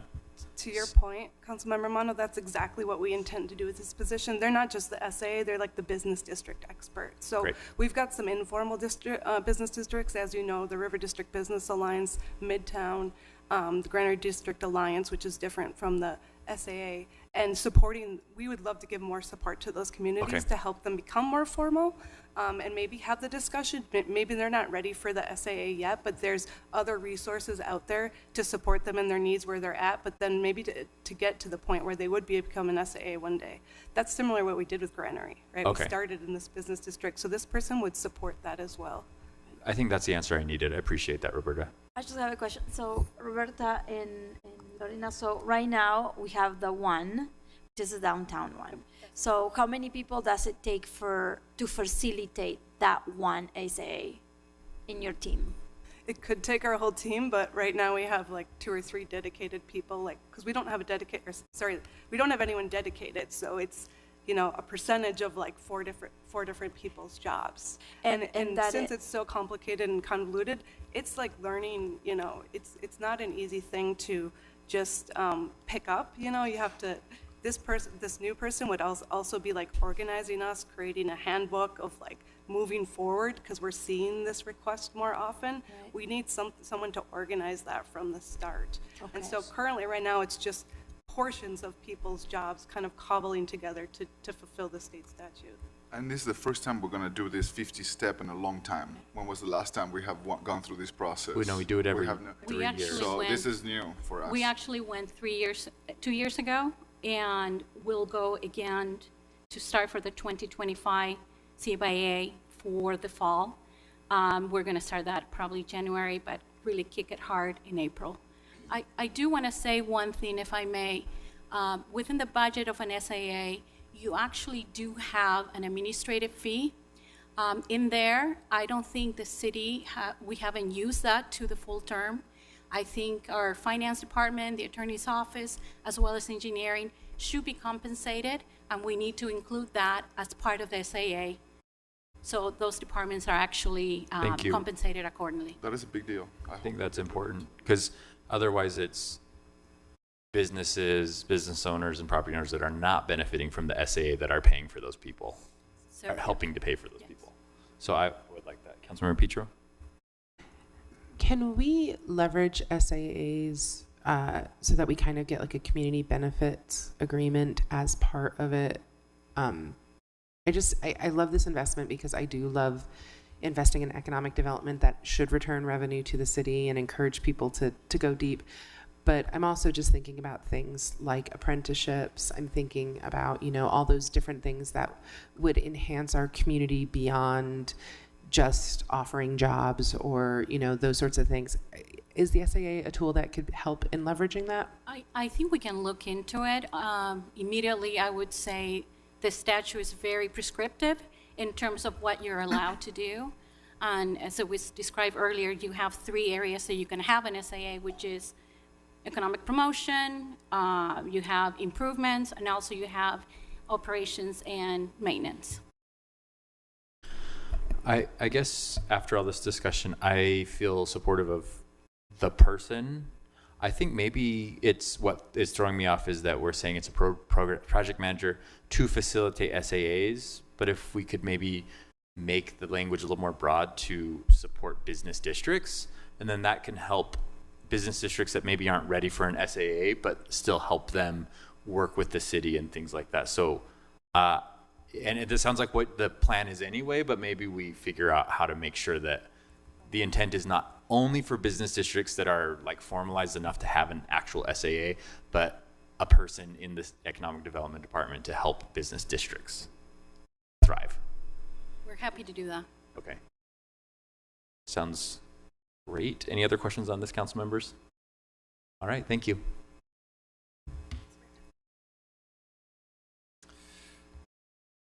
Okay, Ben, is there a good breaking point for us? Is that right now, or anytime you want? Why don't we do that? Oh, excuse me, Mr. Chair. Oh yeah. There was one other item the administration was hoping to get a straw poll on today. So let's go to that. So you took it back. No, whenever you want. Yeah, you took it back. I did. Let's do that item and then go to the next item G1. We briefly discussed this at the last briefing. It is a $1 million 4-year grant from the U.S. Environmental Protection Agency. It is a new FTE. They would work on creating a comprehensive climate change mitigation plan. That is a prerequisite for the city and other jurisdictions in our area to be eligible for competitive grant funding to implement projects that are recommended in the climate mitigation plan. The request today is for a straw poll, so they can post the job opening earlier.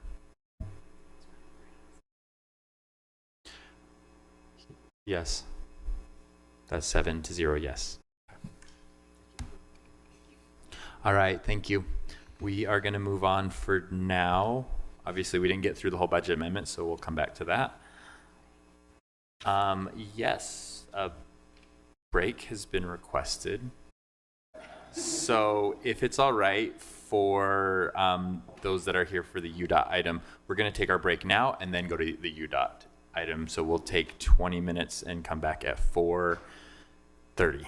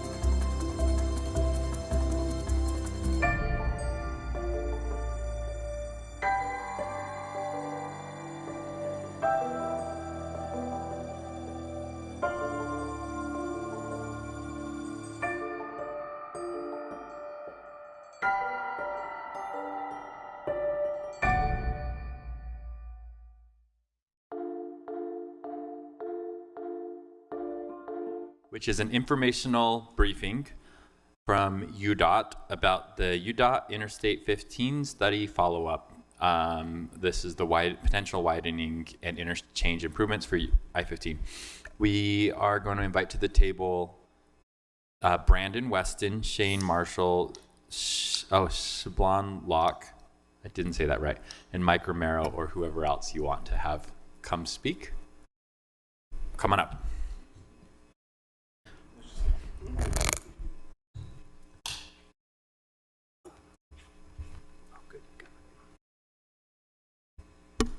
Great.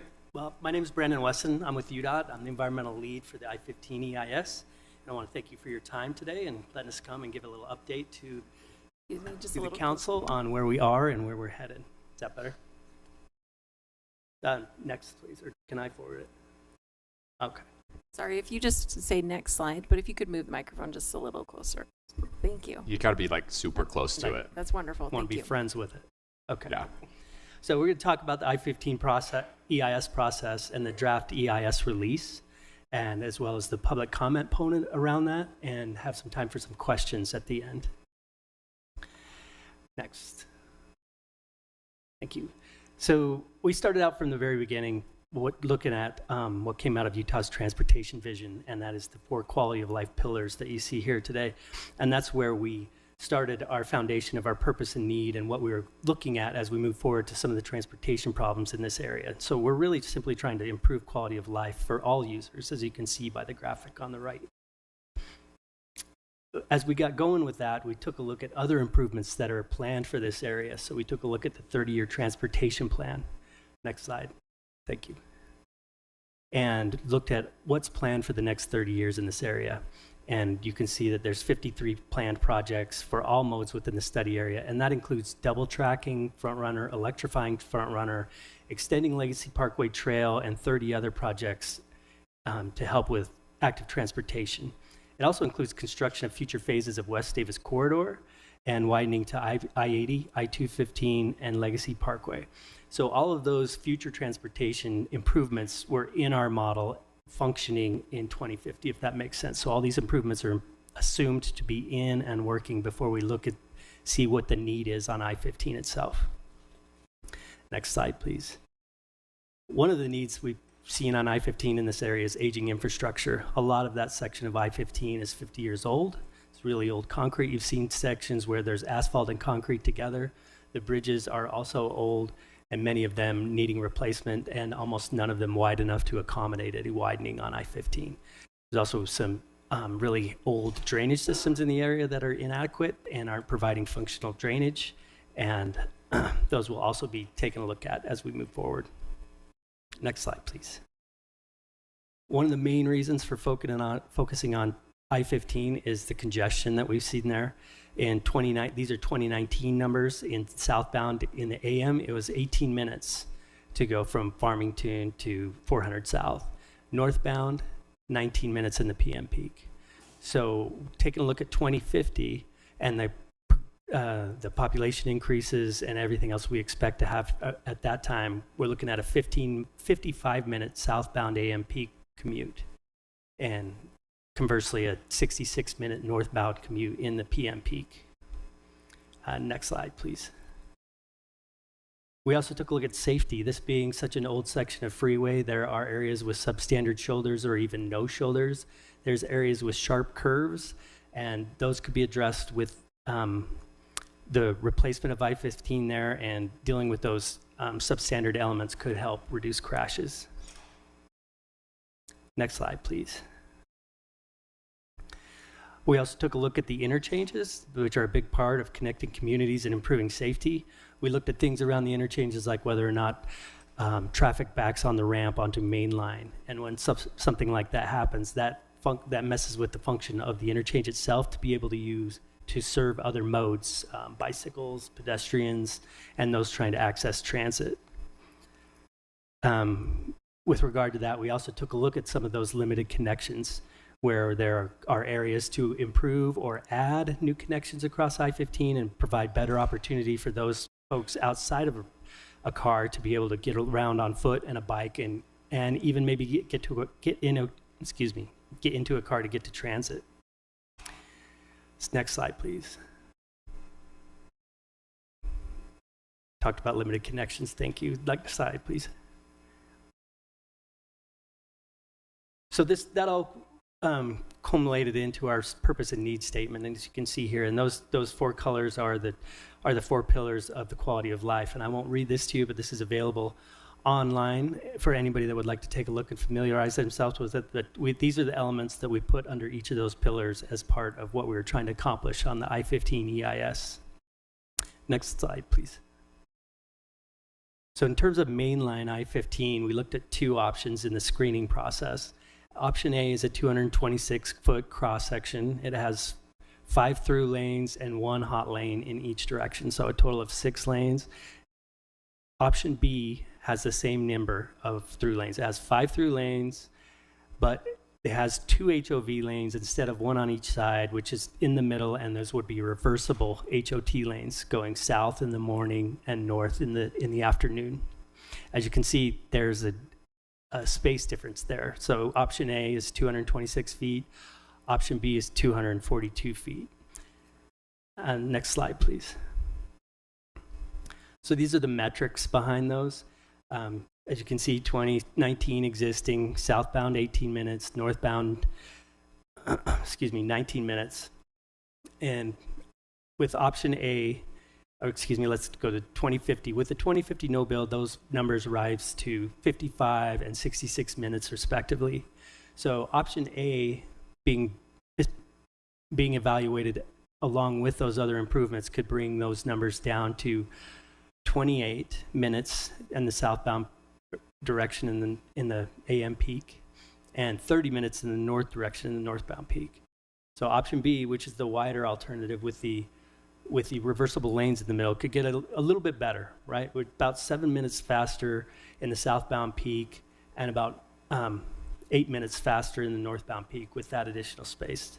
And I say additional space that's the additional space of that cross section. That's what that would buy. But what that additional space of that cross section causes is additional impacts. It's taking up additional space that's not used by the freeway today. So UDOT, in taking a look at these numbers and what we were trying to accomplish, we want to provide a better transportation system for all users, and felt like even though there was a moderate benefit to option B in terms of travel times and peak travel times and even speed, as you can see, it wasn't worth it. It wasn't worth the extra impact. We're not recommending taking that many more resources or space for that extra time.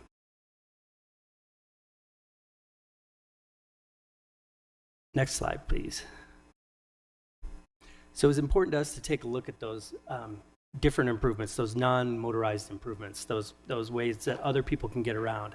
And so what we looked at to improve their experience was ways to slow it down, way to minimize exposure to pedestrians or non-motorized users, give them a safe sight distance where we can, make sure we have access where we can, and keep it direct, not less out of direction travel for those people that are trying to get around the system by foot or by non-conventional means. To the right is a list of improvements that we have in the EIS that are associated with specifically trying to meet those goals.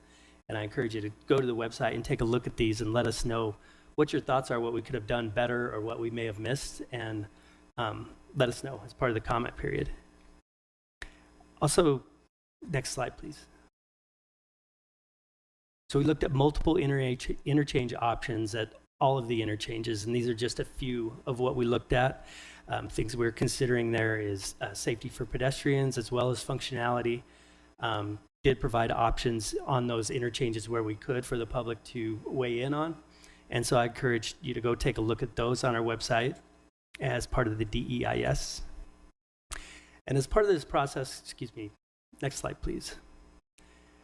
As part of this process, with all the issues and all of the things that we had learned, we met with multiple community groups and formed what was called local area working groups. And they consisted of folks of many different walks of life and users of the system. And we met with them multiple times at key points during the development of the draft EIS. Next slide, please. We also had an alternatives open house last November. It was very well attended. I think we even came here and gave the council a presentation on what the alternatives were at that point. Got a lot of good feedback. We placed over 100 flyers, posters throughout the corridor, put up lawn signs, posted notices across the study area and UDOT's social media channels, distributed 10,000 mailers, and visited and presented city councils and other formal organizations. And we'll be using these same resources as we move forward with the DEIS. Next slide, please. To try to keep this more open and get to a larger audience than we have in the past, we've tried to remove barriers to get people to be able to participate in our public meetings. We've offered free transportation to open houses, free food at the open houses, a kids corner, English, Spanish collateral materials, Spanish interpreters, maps, a map commenting tool, both in English and Spanish online, so you can go to the point to where you're concerned about, drop a pin, put your comment there for the project team and for everyone else to look at as well. And then multiple meetings in accessible buildings and try to keep them central to the areas of where the influence was. Next slide, please. So just some more of what we did. A lot of public information posters, presentations when we could get time to get them, and over 50 stakeholder meetings, and we got a lot of comments. So I do think what we did during the alternatives effort was successful, and we plan to do it again this time, and we hope to get a lot of public involvement. So we took that, next slide please, and we ran it through our screening process, and these are the different criteria that were used to screen the alternatives. I think if you read the screening report, you've seen this graphic before, and only alternatives that met both the level 1 and level 2 were advanced for further study. So those will be the options that you'll be reading about in the DEIS. Next slide, please. And so what we're really here today for is to talk about the release of the draft DEIS.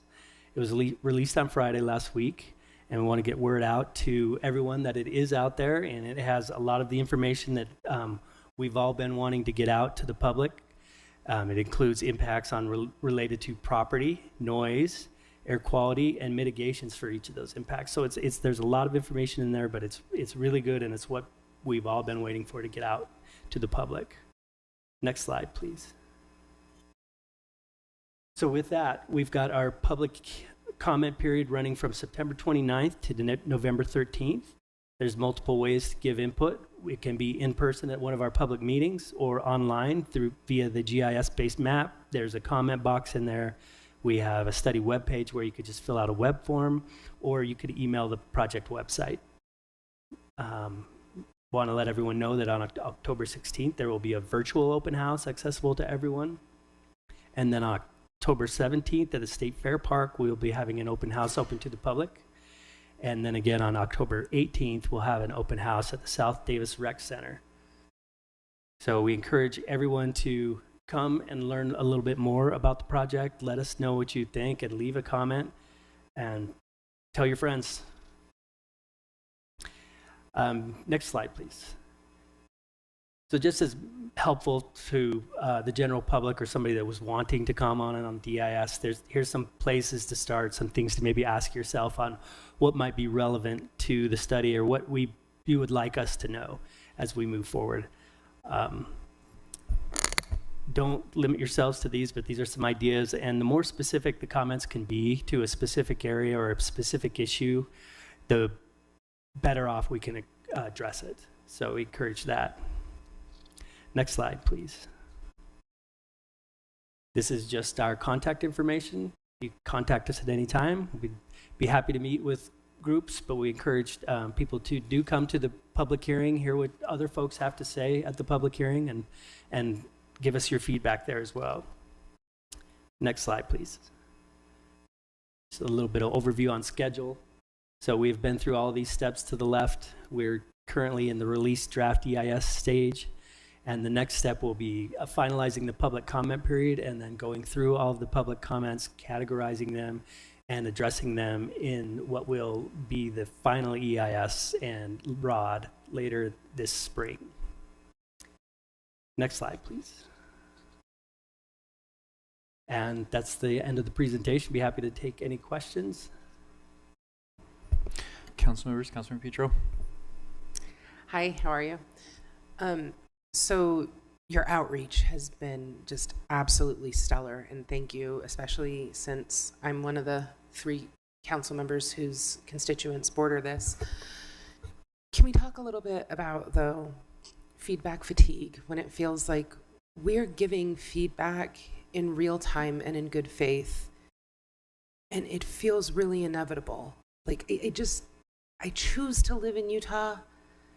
I know we can envision a better future than just more, especially when there are enough studies, even if they're not the exclusive studies, that give evidence that when it comes to roadways and highways, if you build it, they will come. If we build more lanes, we will encourage more car traffic. And we know we're already exhausting the margins we have with car traffic in terms.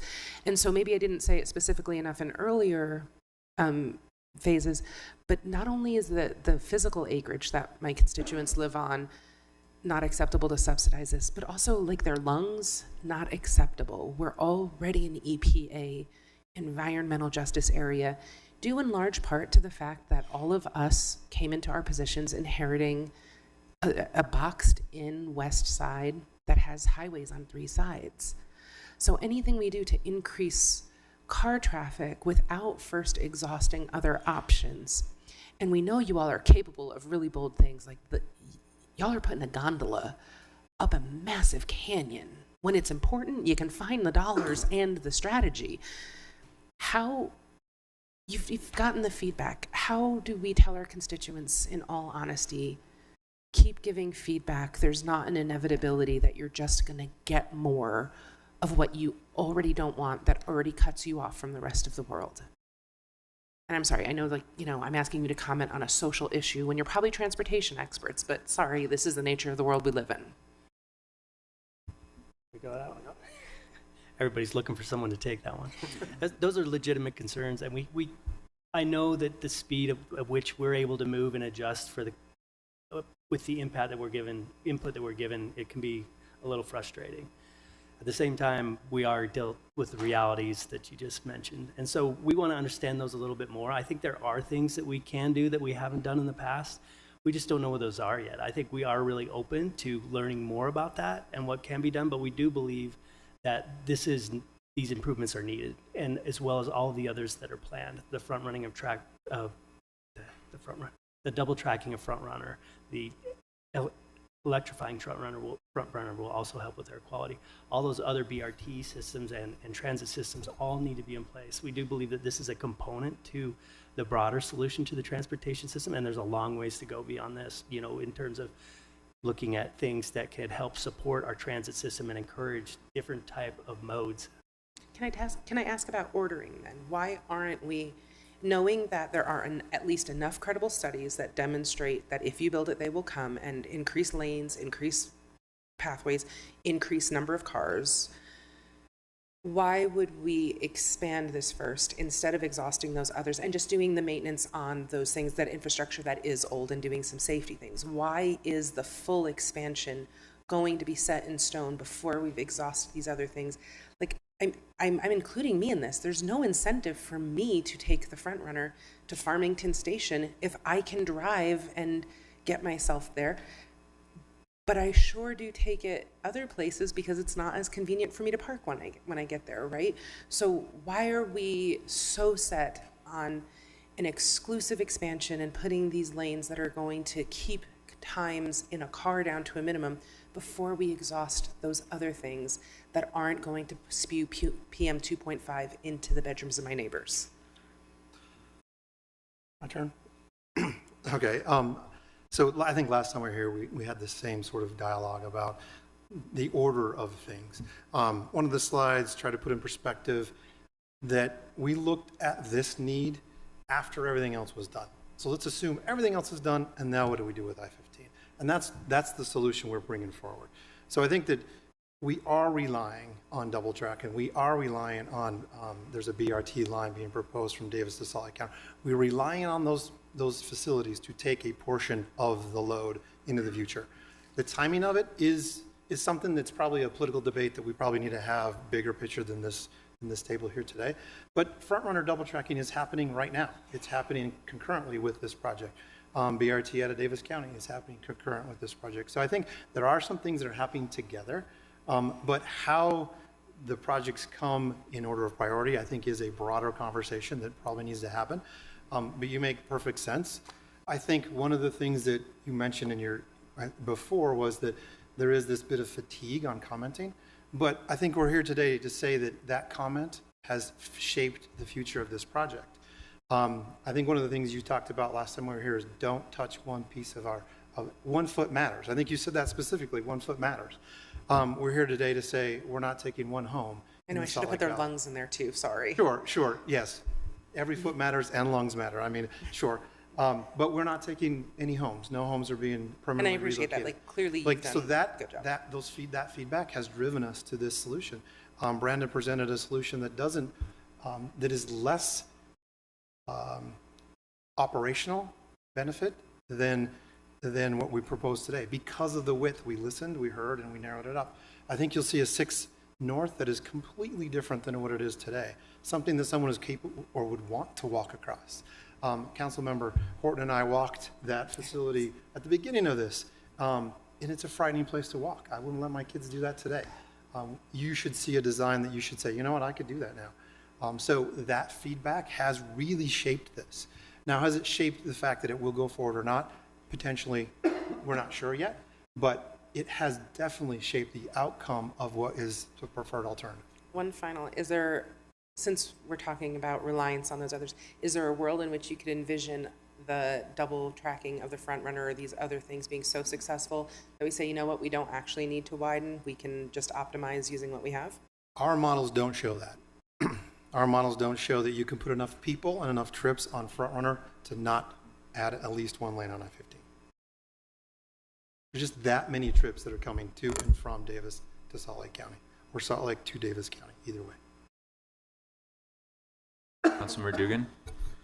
Yeah, thank you. I just, yeah. I'm going to like to go to the slide on the safety side of the house.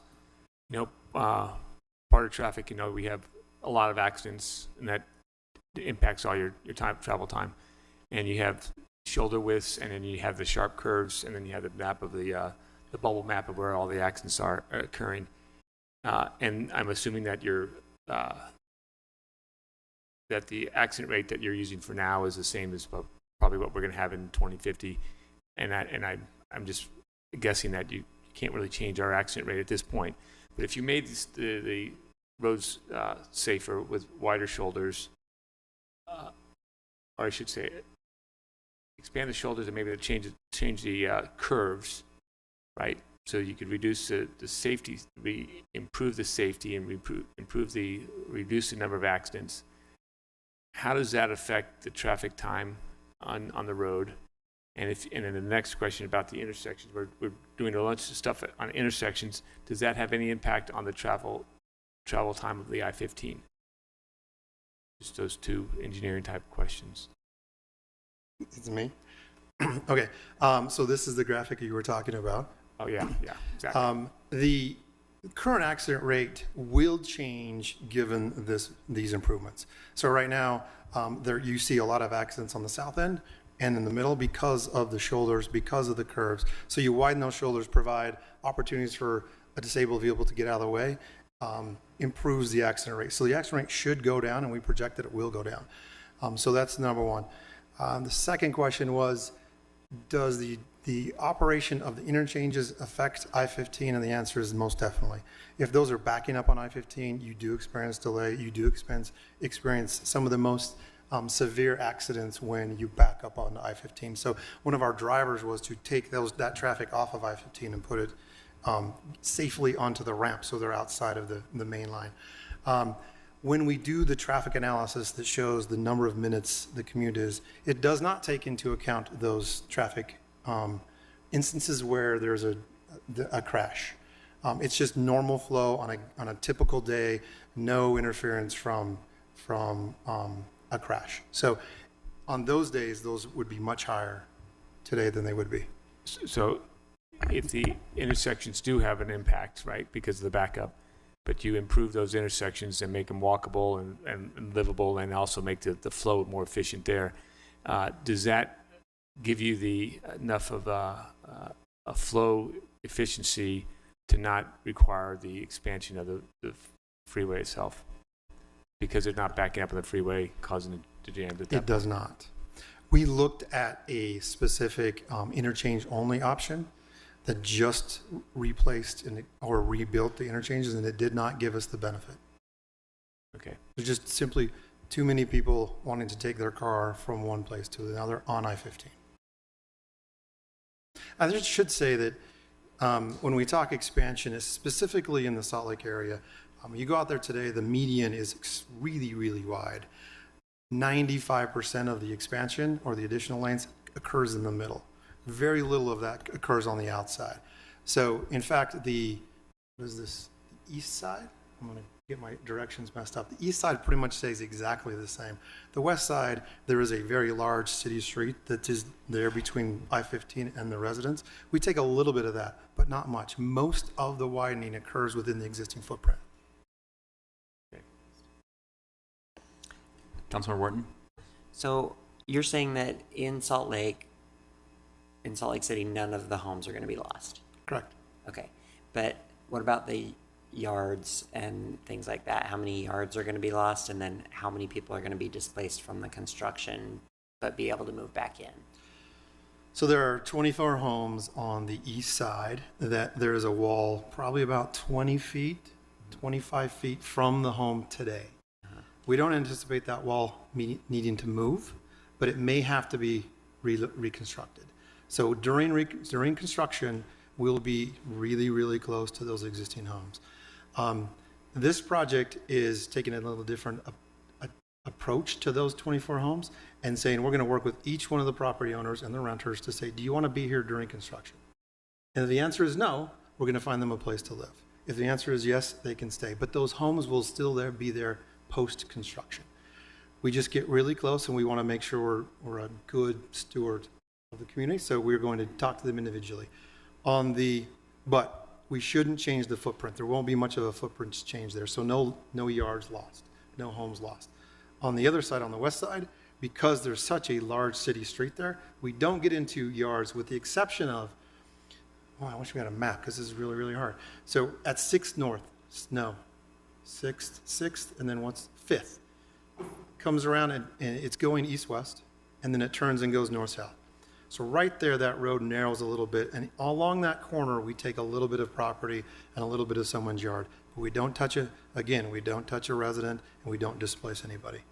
So only those that want to raise their hand and say, I don't want to be here in those 24 homes during construction, those will be the only ones that will be displaced. So will there be like staging in those yards during the construction, or you're able to stage everything on the freeway, from the freeway side of the wall, but then you might have to rebuild that wall, and they would be displaced because of noise?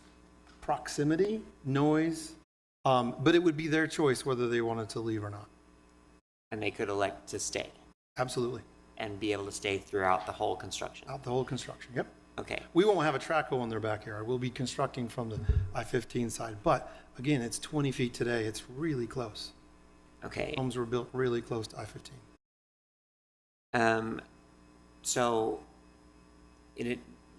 So how are you, I appreciate that, and I'm sure that was not an easy thing to accomplish. And that's I think better than what we've heard in the past about what, thinking that people were going to be displaced because their yards were going to be needed for staging. So what other, there is still the issue though that Councilmember Petro raised, that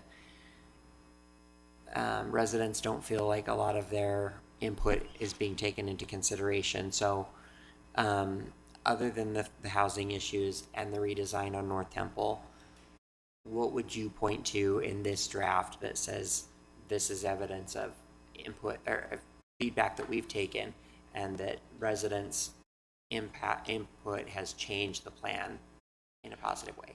I think there's a couple things. There's a new interchange at 2100 North that would service all the truck traffic going to and from the pits on that end, on that. When we first walked out there that day to walk 6 North, one of the biggest things we heard was truck traffic, get it out of our neighborhoods. That new interchange will go a long way to getting that truck traffic out of their neighborhoods. So that's one. Secondly, the 6 North interchange itself is a big spooey today with big sweeping turns that people just fly off the interstate and don't stop. In the future, it would be a stop controlled. You'd have to make a stop and then a right. It's a significant change that you could point to as a benefit to the community. Along 6 North itself, there are bike lanes and walking paths on both sides that aren't there today. Another one. We've looked at an additional crossing underneath I-15 in this section. The document doesn't say we're going to or not. It says that that's still under consideration, and we have a group working with the community to figure out if it is built, where would it be and what would it look like. And so I think those 3 things, plus the fact that there are no residential relocations, we heard that loud and clear, and we did our best to avoid that as much as we possibly could. And so I think those would be the top 5 or 6 things that a resident could say, we made a difference and this is how. Okay, and then going forward, what opportunities, other than whether or not there would be another exchange or another, I don't know what you call it. Crossing. What more feedback are you looking for from residents about, based on what you produced so far? So if they accept what you produced so far, I mean, what else is there for them to comment on other than that crossing? Yeah, that crossing's one for sure. The other things are they're going to get the detail that they've been looking for. The detail around right-of-way impacts has been something that's been really heated because we couldn't give the information out as people wanted it, which is understood. The information's in there to the degree that we know it today, and we want their comments on what they think about it. Did we get it right? Did we get it wrong? Could we have gone further here? Or could we think about something different? And then even in those cases where they're not avoidable impacts, what sort of mitigation makes sense? That's not necessarily all our call of what can rectify some of these things that are going to be impacted. We want input on that as well. And we're not here to tell everybody that this is done. This is a draft. We've got a long ways to go still. We still need that public input. We still have work to do ourselves. We know this to the degree that we can at this point. We're still going to learn more, right? There's still more to be done on specific issues here. Can we tie in here? Can we squeeze up here and miss that or the other? And so that's where we're at. We're still putting this thing together, but now's a great time for the public to come in and see what we have done and what information we have been able to gather and give us their input on it. Okay, and then my last question is, you mentioned that you're going to go and meet with these residents, talk about their options. When will that start? When will that process start? We've already reached out to all 24 to make sure they understood where we were coming from, so they didn't have someone knock on the door and tell them, this is what I think is coming. So that's step 1. They've all been reached out to. I think it's between draft and final. We'll have a very good sit-down conversation with them and ask them what they want to do. So it's between now and the first year.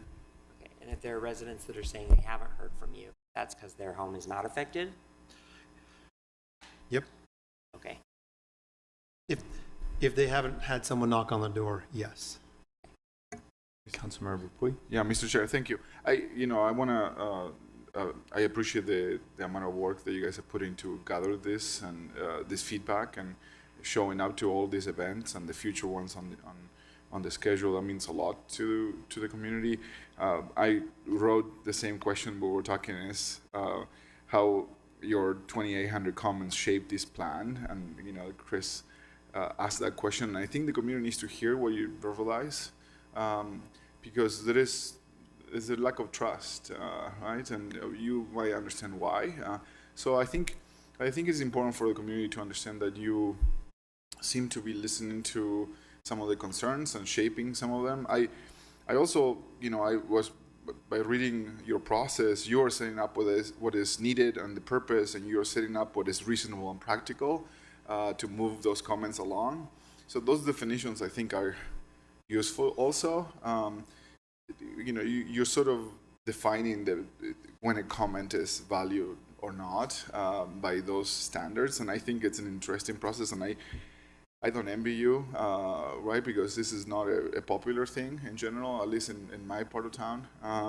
And you know, those houses were, in many cases, were not built close to the freeway. The freeway was built close to the houses. I just wanted you to change that in the future. And when talking about trust with the community, and I mentioned this last time, and I'm going to restate it because I think it's important for UDOT to hear it, and I don't know if you guys can rely it, but the trust with the community is also shown on, you know, on how you are currently acting in the community, how, you know, the impacts that the community sees. And, you know, when I drive by the underpasses right now, it doesn't make me trust UDOT that they're going to do what they say they're going to do, right? And when some of my neighbors are maybe scared of a possible underpass in their neighborhood, which potentially could be huge beneficial for the connectivity that we lack right now, they're thinking about the current underpasses and how dark they are, how unkept they are, and how dangerous they may be. So, you know, these are things that need to be talked about, and you know, the community wants to hear how you're going to do things differently. And the trust might not be there. Right now, I talked to my liaison about, you know, some weeds that are probably like 20 feet tall in some of my underpasses. And I told him that I'm going to grab an axe next week if I don't see someone cutting them out, and go cutting them out from underpasses in my district. And so this doesn't build a lot of trust currently. And I know that we have talked about this in the past, and I appreciate the feedback, and I appreciate your listening to it and shaping the project. But I think showing some of those changes now, and also explaining what are you going to do differently, and accepting that some of the things are not ideal right now, it will go a long way with the community. So.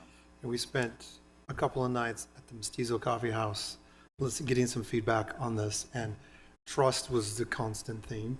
And we would say, trust us, we're not going to hit any homes. And they're like, yeah, we'll see.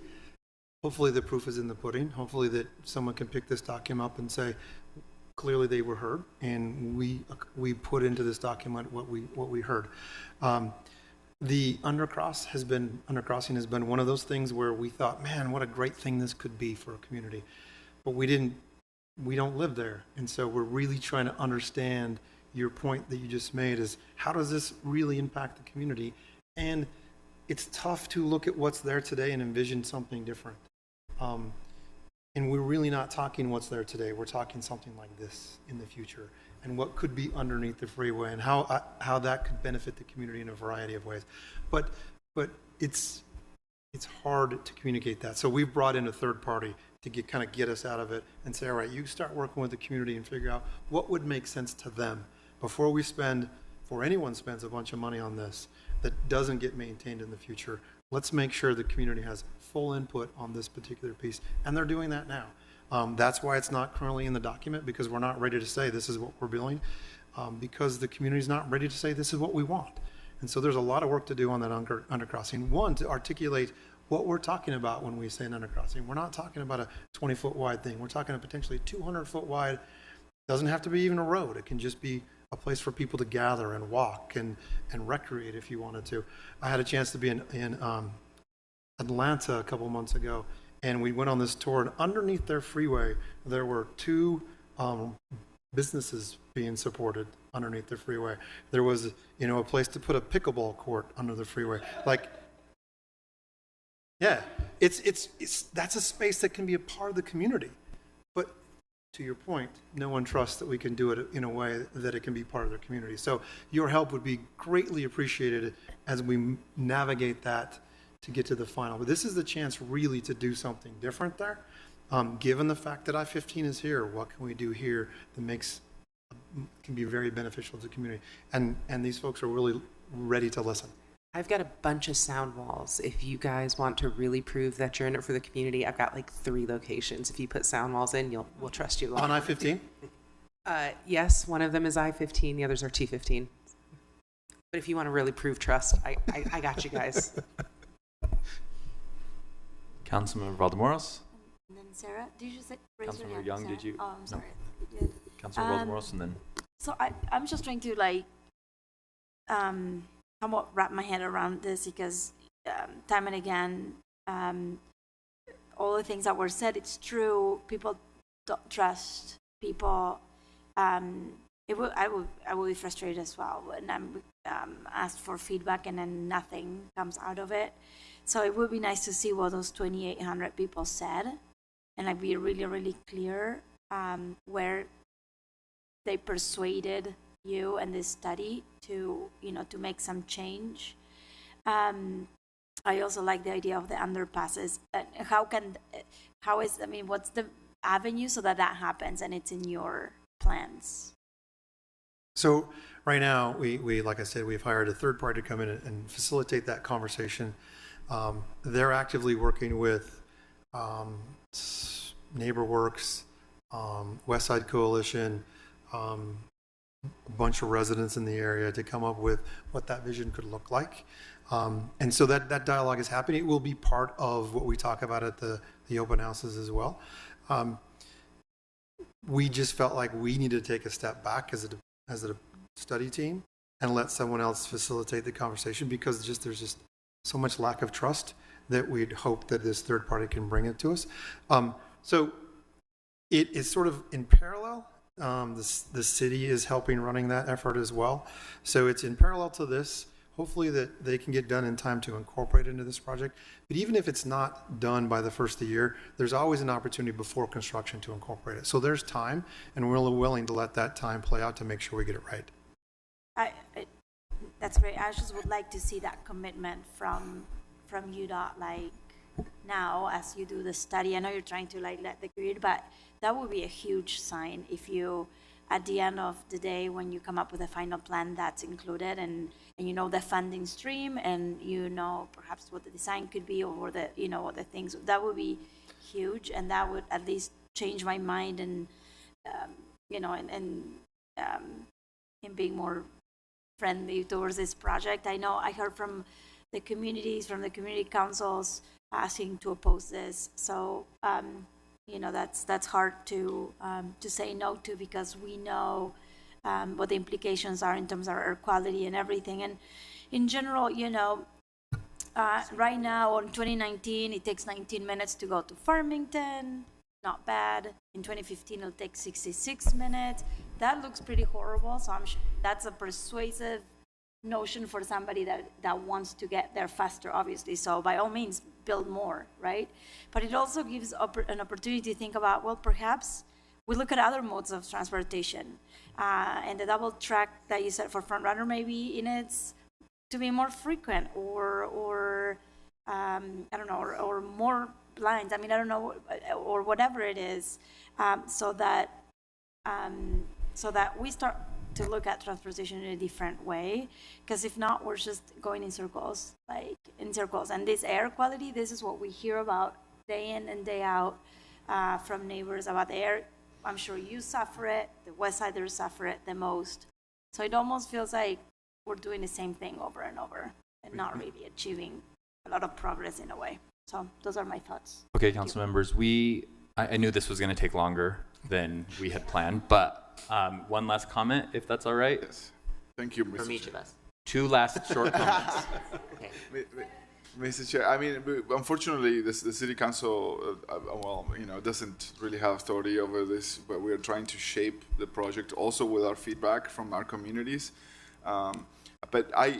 Let me reiterate something that I mentioned in private to some of the meetings we had with the initial team when we started talking about this. But the focus I've been having, obviously, is, protecting, houses and people's properties and whatnot. But I also been trying to see what the community is going to get out of this. Positive improvements to underpasses. I mentioned that before. And landscaping to those underpasses, making sure that the walls don't look like crap, making sure that it's maintenance long term. The city spends a lot of money cleaning around, the freeway to make sure that it doesn't look terrible because they are inviting to this sort of, they're inviting for people to drop their stuff in it and forget about it. So, I want you guys to make sure that that is part of the feedback that, the community needs to see something impactful and positive beyond the expansion of the freeway. And just related to that, is there, I assume the answer is yes, but I want to hear it from you, that the opportunity for residents to have input on, like, if there's going to be some sort of like art or design or features, a lot of the newer overpasses and things that UDOT's doing, like in Utah County, have an art component, or they have some sort of design feature that's in those that ensure that then residents will have input on that as well, whether it's the crossings on the underpass or if it's redoing 6 North, all that. So as part of, as part of moving forward, what we're doing here is trying to get a decision on what the corridor looks like. Those are details that would be worked out if we get to construction, if we get a record of decision this spring. Moving forward, there'd be a lot of coordination with the city on what their expectations from an aesthetic standpoint is, how that fits within UDOT's aesthetics policy, and what we can do to really try to make this a better fit for the community. 6 North is a perfect example of that. We understand the city's got a project looking at the 6 South, the 6th North, 7th North corridor, and how that ties into this facility. And that is an opportunity to take what we're doing with I-15 and tie it into the city's goals, and with the improvement to the 2100 North interchange and providing access to Beck Street, shrink that down and make it a better fit and better feel for the community, so you do feel safe walking through that area. So there will be opportunities in the future, yes. Thank you. All right. Appreciate you coming to present and for answering these questions. Thank you for the feedback that you are taking from the community, and we trust that you'll continue to do so. With that, we're going to move on in our agenda. Thank you. Thank you. We are going to items 9 and 10. We're somewhat going to move them together. We're going to do them one at a time, but I think the discussions will probably overlap, and we're actually going to switch the order. We're going to first talk about thriving in place, which is agenda item number 10, the anti-gentrification and displacement plan, and then we'll switch and talk about affordable housing incentives. And I asked that the order get changed a little bit, because in my mind, thriving in place is a little bit more similar to when we adopt like a land use master plan. It's the general goals for our city, but it's not necessarily changing the law or allowing anything different to happen immediately, whereas affordable housing incentives is an ordinance change that changes our land use ordinance, so that actually implements and immediately makes this new tool available, whereas thriving in place is more of like a menu of a bunch of tools and goals that we'll have. So as we discuss that, just sort of think through affordable housing incentives as to me, in my mind, it's a little bit more like the questions about how are we going to enforce that and how are we going to fund these positions and things like that are applicable to both, but more important for affordable housing incentives, because that actually changes the law today, theoretically, whereas thriving in place, we have an implementation plan, but it's not a ordinance change just yet. I hope I didn't say anything incorrectly. Go ahead, Allison. Sounded good to me. Thank you, Mr. Chair. So as he mentioned, this is a proposed ordinance that would adopt the anti-displacement plan known as Thriving in Place. The idea for this briefing is to continue the discussion from September 12th that you had about whether this plan is ready to consider for adoption. There will be a public hearing tonight, and potential action is scheduled for October 17th. There are lots of potential policy questions in both the staff report for today and the previous staff report from September 12th. And two general sort of overarching questions have to do with the timing identified in the plan for each of the policy priorities, or strategic priorities as they're known in the plan, and the funding for each of the strategic priorities. So some of the proposed deadlines listed in the plan may need to be updated, and these are noted in the chart that is in today's staff report. And Ken has mentioned that they're open to suggestions about changes for timing or priority for specific items. Funding for the strategic priorities is also important to consider. The plan states that some existing resources can be repurposed to serve the plan's goals, but significantly more investment would be needed for full implementation. So one of the big policy questions overall is whether the council would like to add language to the plan that clarifies that the city will emphasize the identification of new funding resources to fulfill the strategic priorities.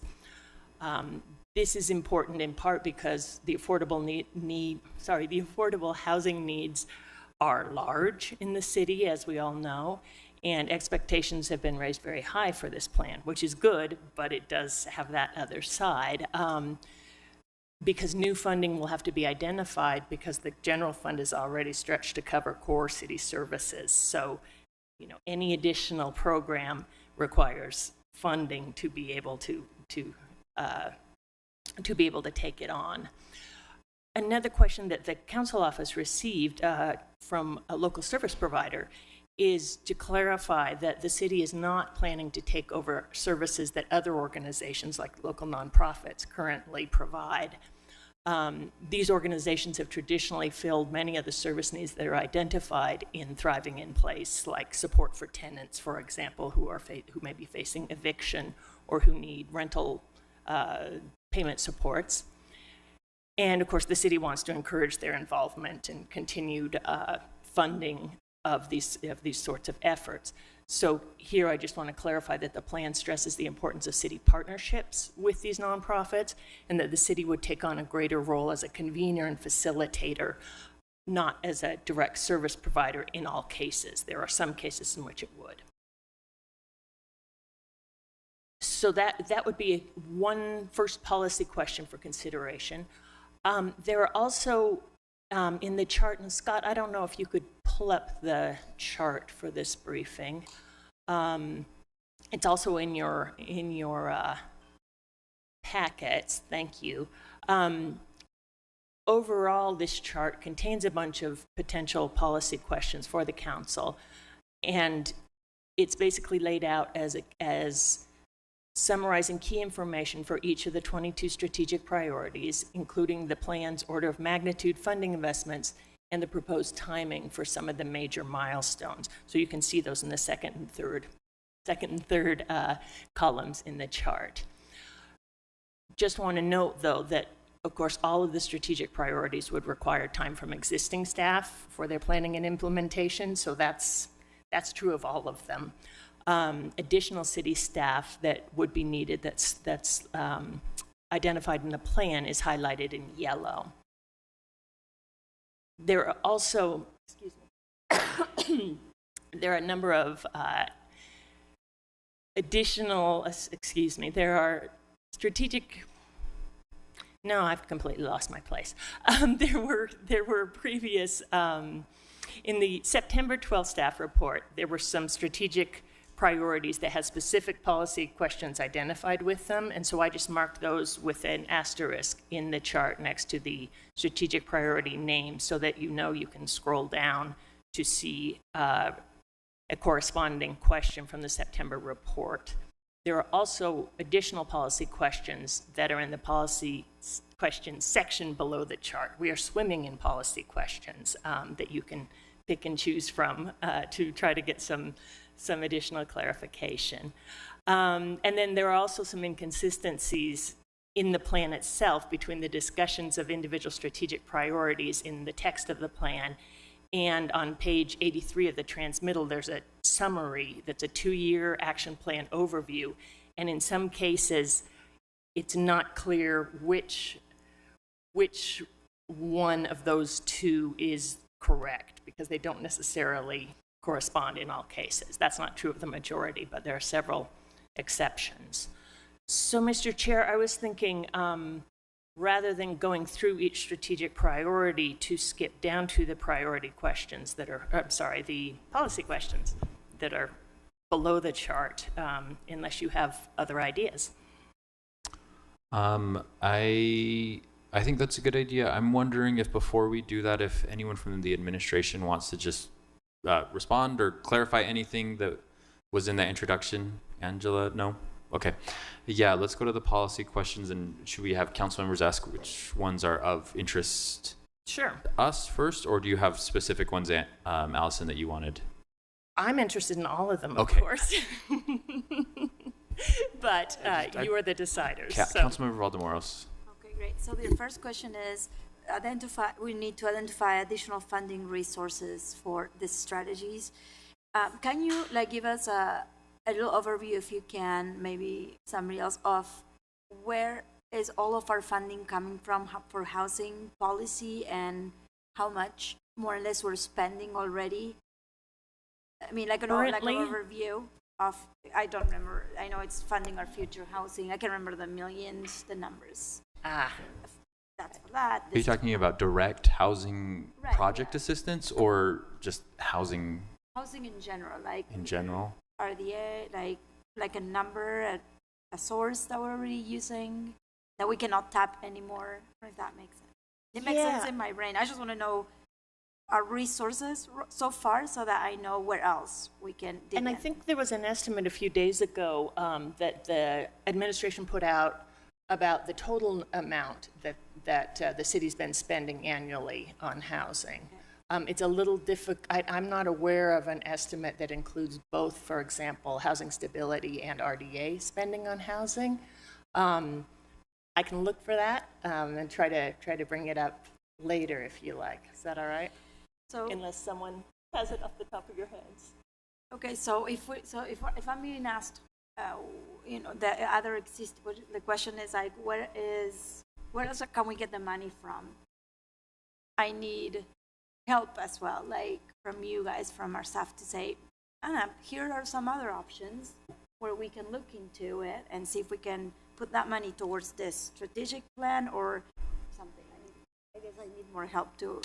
So there are a few suggestions, options that are in priority 4A of the plan for additional funding. I mean, right now in general, the city receives some general fund assistance, some federal funds, many federal funds assistance, and does a lot of pass-through grants to local nonprofits.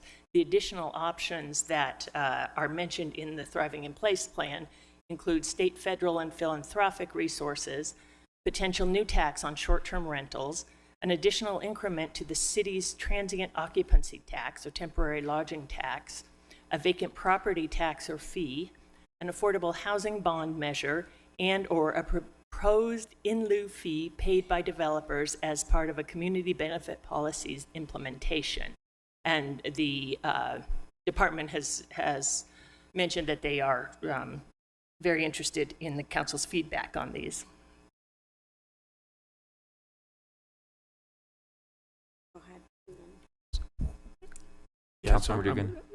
I'm going back to just that one policy questions of new funding resources, because here it talks about the existing staff taking over the first priorities, but at some point that existing staff will probably be overwhelmed and we need the new staffing. And then on the chart you had staffing highlighted a number of times, and I just kind of lost count on how many times and wasn't sure if those were half FTEs or quarter FTEs or full FTEs each time. Right. So when you talk about the new funding resources, not so much on how much is the actual on the build side of the house, but on the staffing of the implementation of the planning resource cost. And I know on our placemat, we have $1 and $2 signs that say expensive, moderate, very expensive, and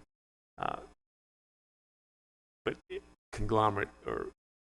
Right, and I think, and again, I hope CAN staff will correct me if I'm wrong, but my understanding is that it's a little bit hard to aggregate at this point, because these are all estimates, and they're also, this is an aspirational plan. It's not a specific course of actions that they're asking to be approved. It is sort of general, these are the things that we'd like to do, and there are several ways to meet a lot of the goals that are laid out, a lot of the priorities. So I think it'll depend a lot on that.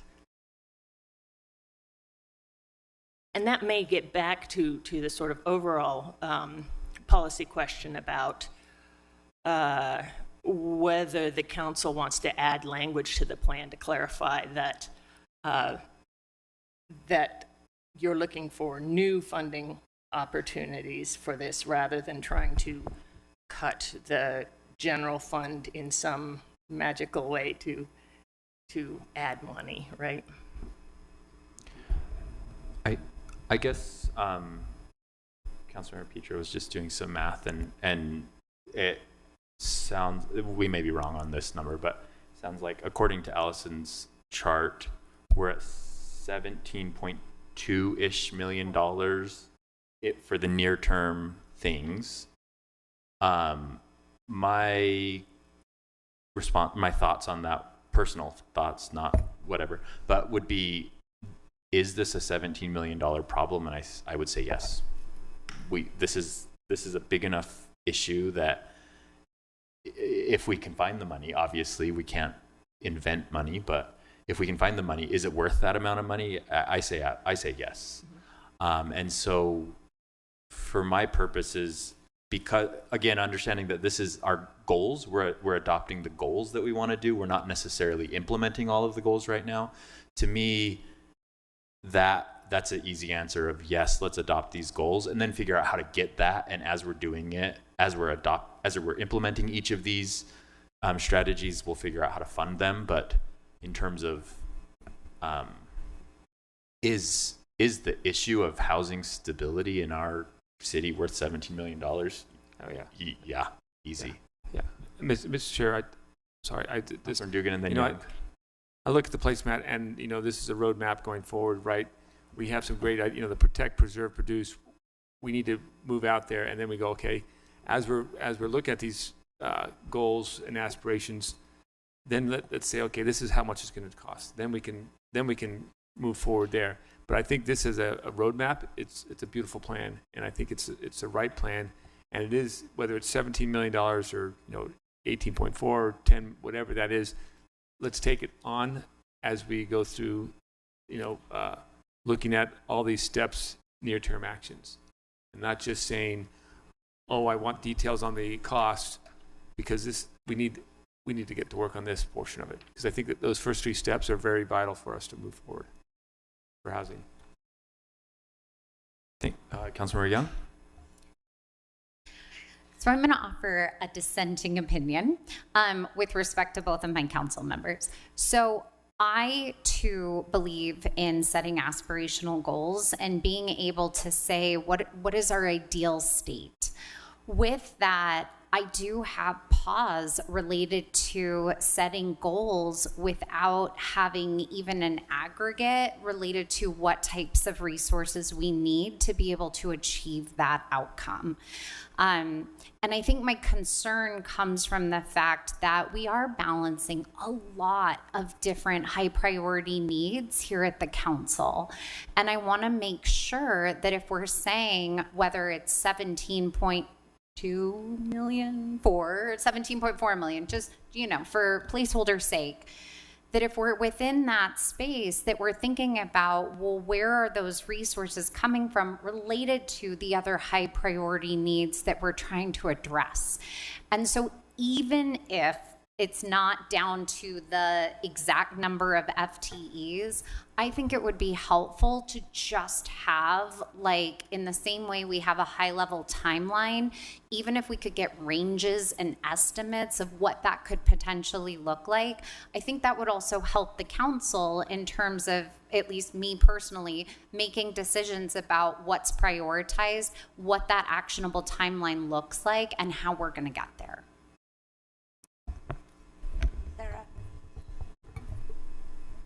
Councilor Wharton. Okay, so I have really only one thing about the anti-gentrification plan, and then I have questions about affordable housing incentives. Yeah, we haven't even gotten to that one. So. I know. So do you want me to just let's do the driving in place one right now, okay. And then it feels like a good time to move over to affordable housing to me. Yeah. So overall, I think the plan is great, and I see an opportunity, though, for us to do something. I guess I don't see a change to the Good Landlord program in the first 2 years, and I feel like there's an opportunity for there to possibly be some low-hanging fruit there, because we're talking about making changes to the video presentation, which we don't even do.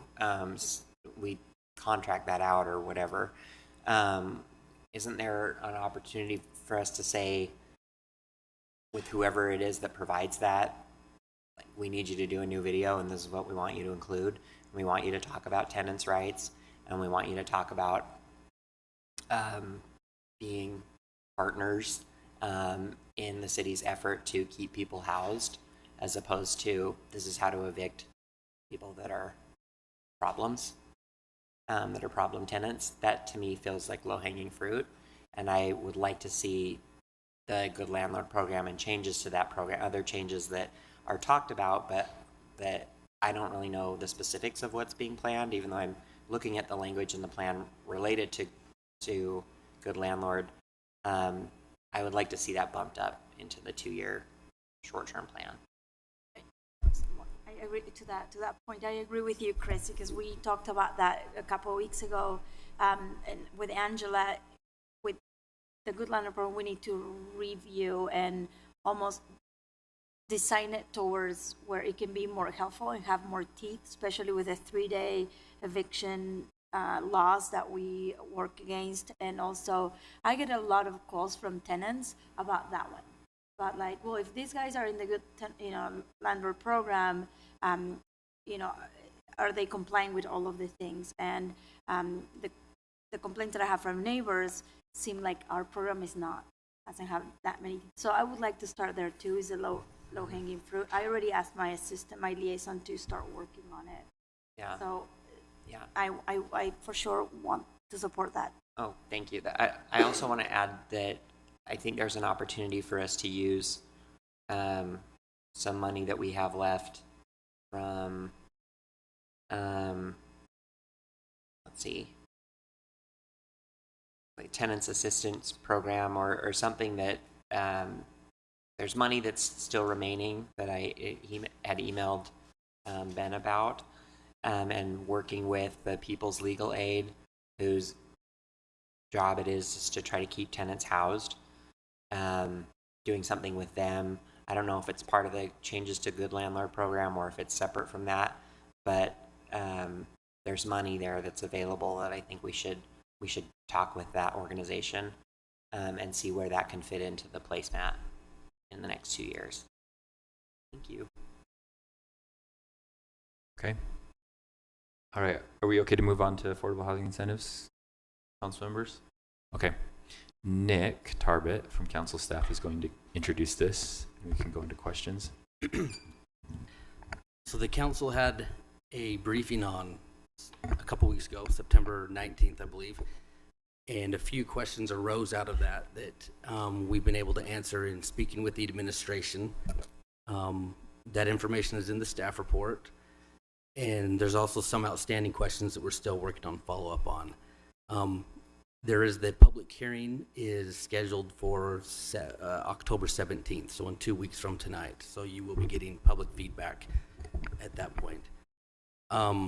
The items that we're still working on, and this is, we sent information to the administration over the week, so that it's no fault of them that we don't have those responses yet, but we're following up on what tenants of the Good Landlord program could be applied to the affordable housing incentive ordinance, the applicability of the impact fee waiver for the affordable units that would be created as a result of this, and then licensing requirements for apartments with 3 units or three or fewer units.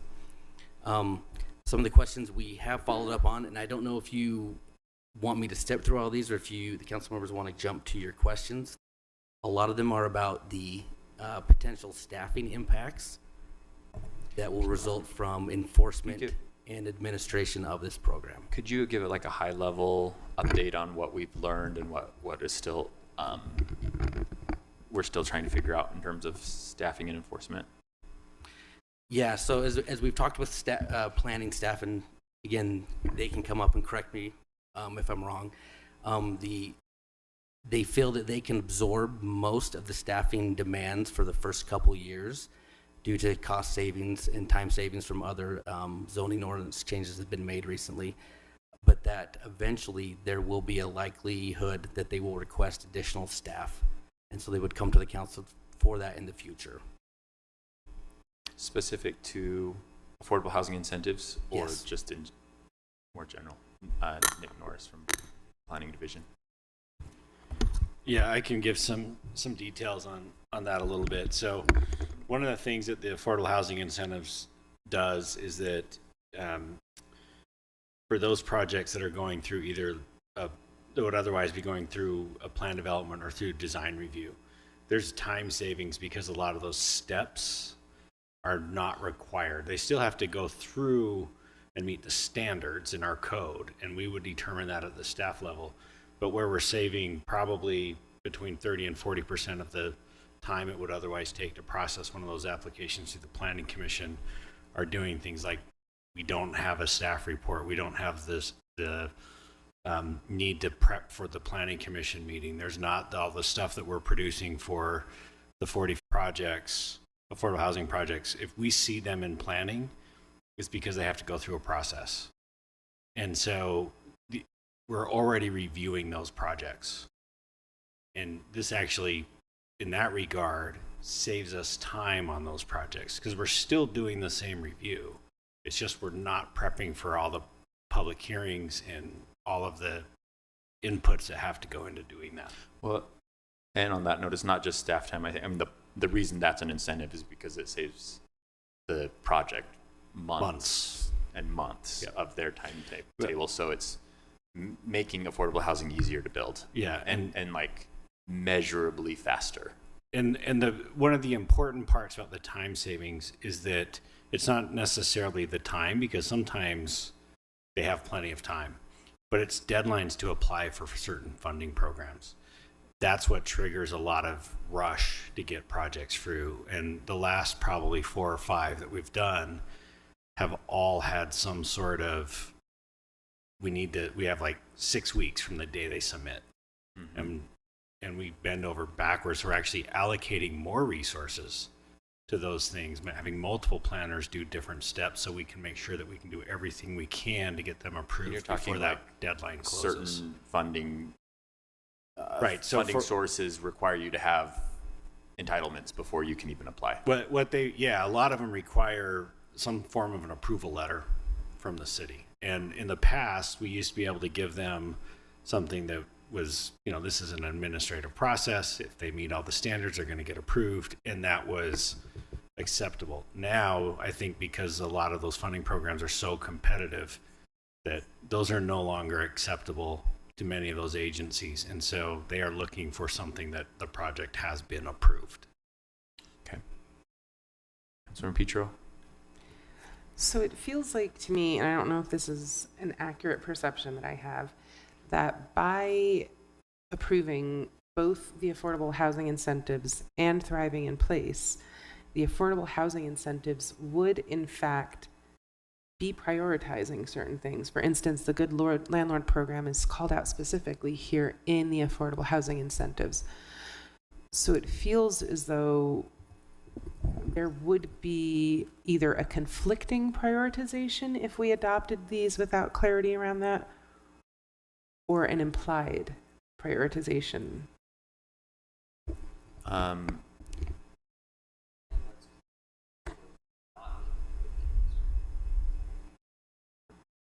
Good landlord. Right. So if we resolve that issue, right, and we say, good landlord, we want, this can and we're going to, then that automatically would mean that by ordinance it has to be enacted as part of the ordinance. Well, I think it's also important to remember that this is a zoning ordinance, so if we adopt this today, we're not going to see anything built within this for a couple of years. So that doesn't mean it's not urgent, but I don't know that there will be an affordable housing incentive development on the ground. So I think this goes to like a deeper couple years. I think this goes to a deeper concern I have with the confluence of these two things. Like, I wholeheartedly believe in both of these, and we have good methodology behind all of these things, and we have an urgent need for both of these things. I'm a little worried that we already have people in this city who are possibly the most skillful and best workers anywhere that we can find, but we're going to layer this in on a bureaucracy that's already cumbersome. Just within our city apparatus, we have housing being dealt with in RDA, we have housing being dealt with in Housing Stability, which is a subsidiary of CAN. And so we have like these multi-levels, and I don't want to delay anything anymore, but it does feel like we are creating a bureaucratic cumbersomeness and heaviness that might take away from the effectiveness and efficiency if we don't address it at the point of adoption and implementation. And so I don't know what I'm actually asking for because I don't want to delay it, but I do think we need to do some kind of audit or assessment to find out where we should. All I know is that if we put this on a foundation that's already maxed out and stressed out and incapable of handling more stress, it's the best way for this amazing possibility to not reach its full potential. For thriving in place or affordable housing incentives? All. And I'm viewing them together. I think affordable housing probably would be a little easier because, like you said, it's an ordinance change, whereas there's so much conceptual wrestling going on with thriving in place. But I do think we're not giving either the full capability. Yes, I see it a little differently personally because I don't see this as we're just creating a whole new priority that the city hasn't been working on for the last 2 decades or decade or however long we can all remember. We're giving direction to a priority that we've all been spending a ton of time working on. We've all been engaged. How many times have we talked about affordable housing at this dais, and how many hours of staff time have been put into affordable housing or these things?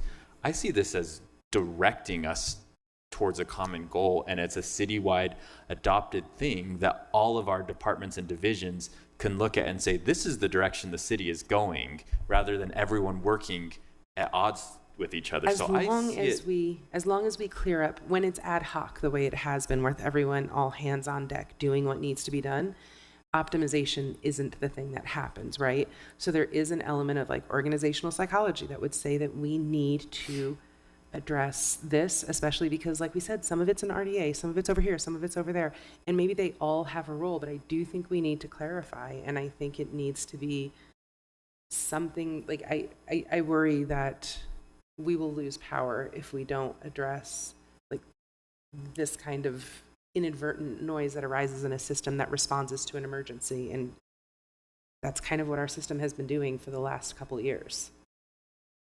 Yeah, I mean, I understand that, and I think the points are valid in a lot of ways, but to me, this is giving us direction more than it's creating a priority that we haven't already all been focused on.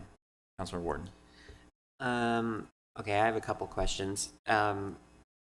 First of all, is everything premised only on 80% AMI? Or are there opportunities for 60% and things like that? Does criteria or anything change if something is even more affordable than 80%, like deeply affordable? Do we favor? It's fewer units required. So you may need 10% of them if they're 80, or only 5 if they're 60, or okay. It depends on each zone. Okay. Excellent. And then the other question that I've gotten from residents is, what does this do to make home ownership more affordable in Salt Lake? And I know that a lot of this is kind of directed towards where it feels like the conversations, a lot of them are directed towards creating rental units. And I don't think any of this excludes units that could be available for sale, but is there an opportunity to talk about that more in the plan? In the plan or in the affordable housing incentives, right? Yeah. Yes. So in the affordable housing incentives, there are incentives for for sale types of housing. And those are mostly those incentives that are aimed in the lower density neighborhoods right now. So in fact, there's certain provisions in there about how that happens for, and what it means for an ownership model versus a rental model. Okay. So I need to go back and review that part because I missed that. So, did you have a follow-up question on that? I mean, Okay. I know we weren't excluding any of that, but I missed the part where it was like. So, I did have a question on that same question. Yes. Okay. So, But then I still have more questions when you're done. that's fine. Okay. But the way I was reading it, it's in the type A, which is basically the single family and lowest density zones. It's all rental or ownership, right? It's not a different level of affordability for each. In the type B, which are the RMF zones, it looks like that's the place where if they're affordable home ownership, then you can do them we're allowing 80% AMI to qualify, whereas if you're in those multifamily zones and you're doing rental, it starts at 60% AMI. Am I understanding that correctly? Yep. Okay. So the biggest difference is in the multifamily zones, if you're doing affordable home ownership, the affordability level doesn't have to be as deep as if it's affordable rental. Got it. Okay. I don't think there's a difference in type C for owner versus rental. Okay. Go ahead, Chris, or Councilman Warden. The next thing that worries me about the plan, and again, in general, I'm a supporter. I think this is taking us in the right direction, and I think it at least in theory, streamlines a lot of what we've been talking about for years and years. A concern I have, and I have to take you on a little bit of a journey, so I apologize in advance, is that I have two issues right now in my district where a homeowner or a property owner has applied for a permit for a change, gotten it from the city, then proceeded to really exceed the permit, and then come to this, then the other adjacent homeowner interfering with the either the use of the property next to them or actually putting that property in danger of collapsing. Then that homeowner, the aggrieved homeowner, comes to the city and says, what can you do to help me? Because they're pointing to these plans and saying, we're approved by the city and everything's safe. What can the city do to help me? And the city said, I'm sorry, that's a neighbor versus neighbor issue. You'll have to file a lawsuit. And to me, that is really concerning because fortunately, and well, not fortunate for this one situation, but in one of the situations, they are able or were able to bring a lawsuit against their neighbor, but we can't be telling people, especially if it's going to be a developer that comes in and wants to, do some sort of higher density development next to, a family, they exceed the work of that and interfere with that with the existing residents' ability to enjoy their property. If they're in a place where it's them versus the developer and we're saying go to court and sue this developer, I mean, seems like a really inequitable situation, and that's something that could happen in any of our districts.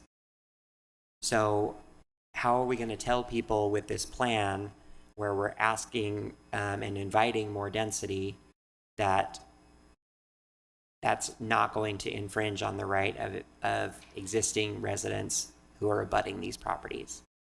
So sorry for that really long question, but it really is, to me, I think it's like a David and Goliath issue with a lot of these potential developers that might be coming in. So I would like to add, as part of this plan, in a different part of the code, in the building part, to have some of these statements that I'll just pass out that talk about how, what the rights of residents or adjacent property owners have, so that the city has a little something more to enforce and say if you are building something and you're encroaching on somebody else's property or you're exceeding the scope of the permit that's been given to you, the city is going to have something to stand on and correct the situation, and force the person that's doing the development, that's doing the encroachment, to pay to correct the situation that they caused. Mr. Chair. Councilor Dugan. Yeah, I'm going to just kind of go back to the rental versus ownership, but I think everything you're saying right there, Councilmember Wharton, I totally agree with on the I'd like to hear something enforcement from side of the house. administration about it. Yeah. Go ahead. Somebody that can speak to that. Oh. Like, how are we going to handle these issues as they come up? Orion, are you prepared to speak to that, or do we have anyone from CAN? I think the attorney's office might weigh in on this. Because this feels to me like a building services question more than a planning division question, right? Yeah. We've been working closely with the attorney's office on how to react to conditions like Councilmember Wharton has described. And I think that's a really complex issue that can do with some more research. The state does have a building code commission process where we could take proposed changes to the building code, the statewide building code, to that commission and ask them to have a more restrictive ordinance than what the state code currently has. But we don't really have in our hand a recommendation at this point for a code amendment to take to the state. I think the question that I'm hearing Councilor Wharton ask is not actually changing the building code, but it's when work is done that is outside of what is permitted. What's our process? Do we have a process where we red tag the property and say you stop work until you remedy this, or you pay a fine, or like what? So I'm not clear that there would be a building code amendment that we need for this. It would be more of like even when your permit is this, but you're doing this. So we have made a couple of policy adjustments in-house that we can do under the current code and ordinance, and that is if we have a project that's submitted that appears to encroach on a property line, or at least gets close to that property line, that we require a survey to be done on that site to identify the property line, such that when the excavation does start, we can be sure that nothing is encroaching. The question that begs, though, is we have many zones where they're allowed to build up to the property line, but there's almost no construction techniques that would not force you to encroach with the excavation in order to do that construction. So that's a legal issue that we're going to have to parse out. In this condition that Councilmember Wharton was talking about, and I don't think you want to take time to get into that specifically. I personally think that out of 10,000 permits or more that we issue a year, this comes up very rarely. But in this condition where you had a neighbor that was obviously abusing the permit that he was issued, you would have to have some kind of a change to address that encroachment, even if it was just the digging. In this condition, we didn't know there was an issue with the exceeding of the permit that was issued until the excavation had already been made. So when we got there, he had already encroached onto the neighbor's property with the excavation. And so I think that we have demonstrated that we proceeded in this condition almost exactly like the state building code allows us to do. And we have a lot of information we can ask about that. But the other thing that we did implement is if we have a situation where obviously they're going to be close to the property line with their construction, we'll have them bring us a letter from the abutting owner or owners stating that they agree that it's okay that owner encroaches on their property either with their hard construction or with their excavation. Now, that begs the question, if that a neighbor says no, then that would be a legal issue, and I think there's probably some case law that would address that. So I guess I'm kind of surprised to hear that, because we've been talking about changes that we would forward to the State Building Committee. But I think more back to what, my question is more about what Darren brought up, that, and I know that it is somewhat rare, but there are 3 issues where this is happening in the city right now. 2 of them are in my district. 2 of them are very serious. One of them is more minor, but nevertheless important. And I feel like if we're inviting more of a certain type of construction to add density in residential areas, that this is going to be a problem that we're going to see more and more. And I want to have, there has to be changes that we can make more than, and I think the policy changes that you have made since then have been good. But to me, it's not enough to feel confident that we're not going to create these other situations where people who don't have the means or resources to bring a private lawsuit are going to feel like they've been abandoned. Understood. Yeah, and in the case of the one, you know, the plans that they gave to the city initially and that they shared with the neighbor didn't have them encroaching on the property, but the plans that they implemented did. So, Councilor Wharton, I just wanted to make one comment related to this. I see how this, I see why these things feel super related. And I'm not saying they're not related, but this is a planning question to the ordinance. To my understanding, this ordinance does not allow you to build 1 inch closer to your neighbor's property line than you otherwise would. You could just put 2 houses within the same zoning envelope. Is that accurate, Nick? In the single family zones. Single family zones, yes. So in single family zones, you can't build any larger than you currently can. It's just instead of 1 house that's like 20,000 square feet, you can build 4 houses that are, that's a bad example. 1 house that's 10,000 square feet, you could build 4 houses that are 2,500 square feet. But we're reducing setbacks. We're not reducing setbacks in single family zones. Oh.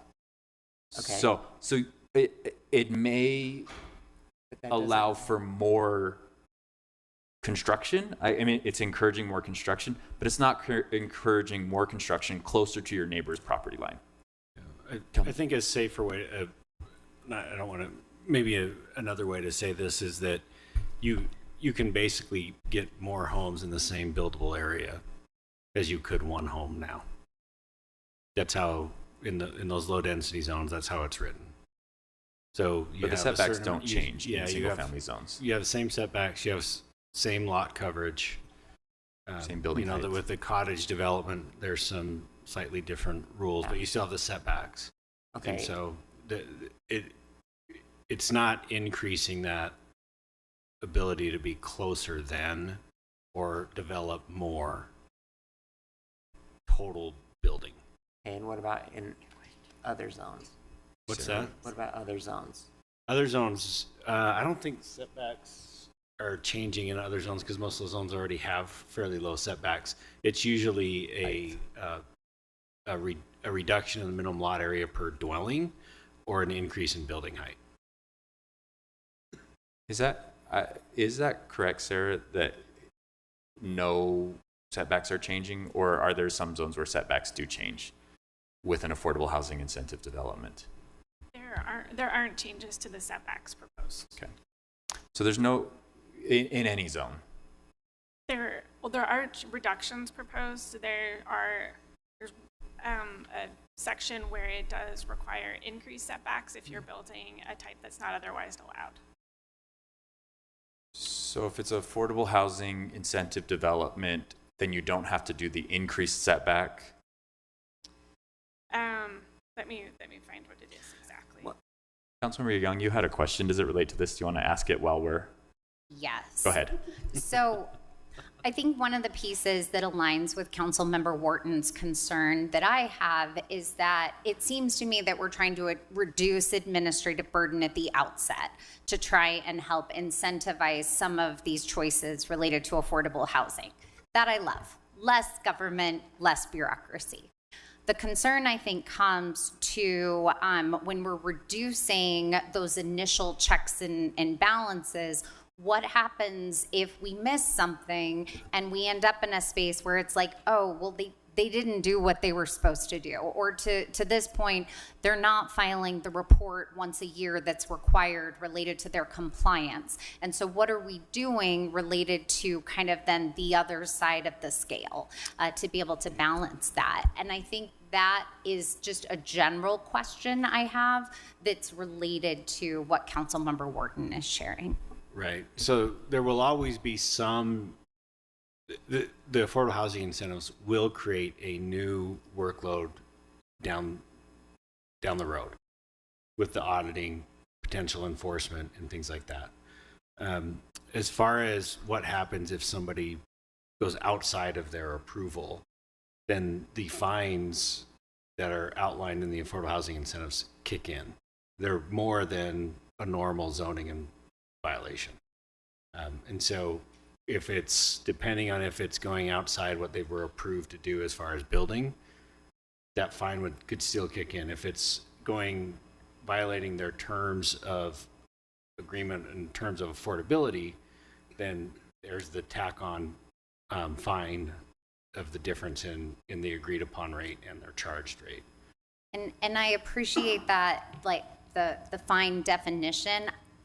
I think my question still stems back to, are there opportunities to clarify what, property owners can pursue outside of a city fine to be able to remedy the situation if that's encountered? And whether that's the language that, Councilmember Wharton's proposed, or having something that just kind of clarifies what their opportunities are, is something I'm interested in as well. Yeah, and I haven't seen the language that Councilmember Wharton's proposed, but I mean, we're happy to look into changes that can help clarify those types of things and figure out if there's other remedies or whatever may be to help alleviate those concerns. And I'll just note, like in all three of the examples, like there already are setbacks, and yet these problems exist. Yeah, the reality is that's gonna happen no matter what our code says. Those things are gonna happen. I personally have that impacted to my property.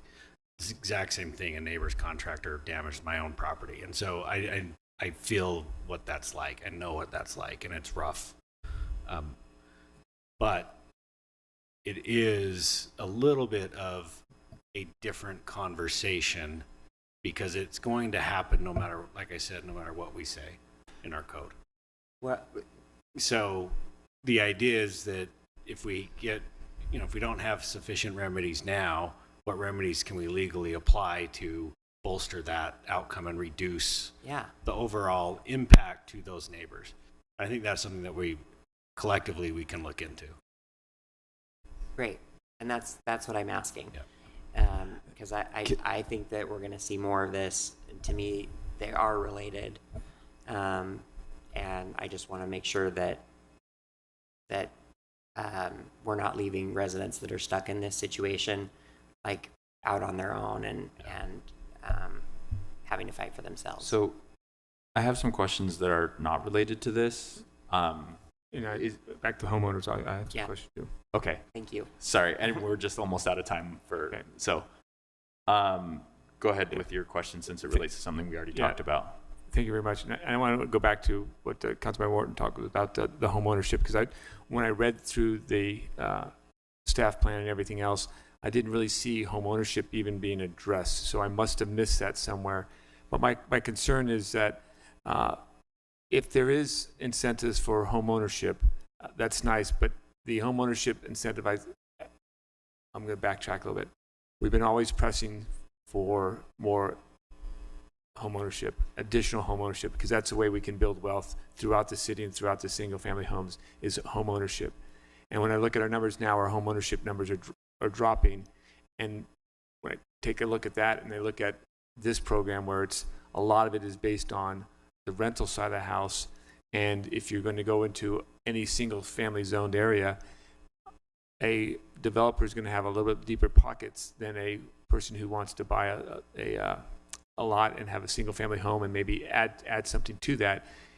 You can end up with more rental units than home ownership, and our numbers are going to go down, and we're going to have more than just a individual owning a home, building their wealth.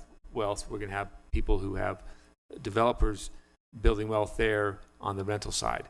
So my concern is that the home ownership incentives should be greater than the rental side, because we want to build that wealth for everybody across the city in any of these zones.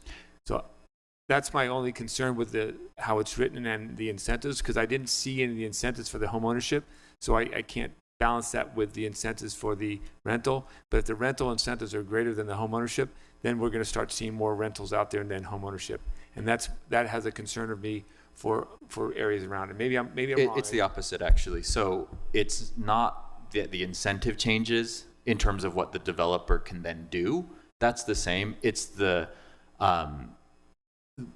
requirement that we're asking them to give us is less. So it's if I'm doing rentals, I have to give you more affordable rental units. But if I'm doing for sale, it's a little bit easier to get.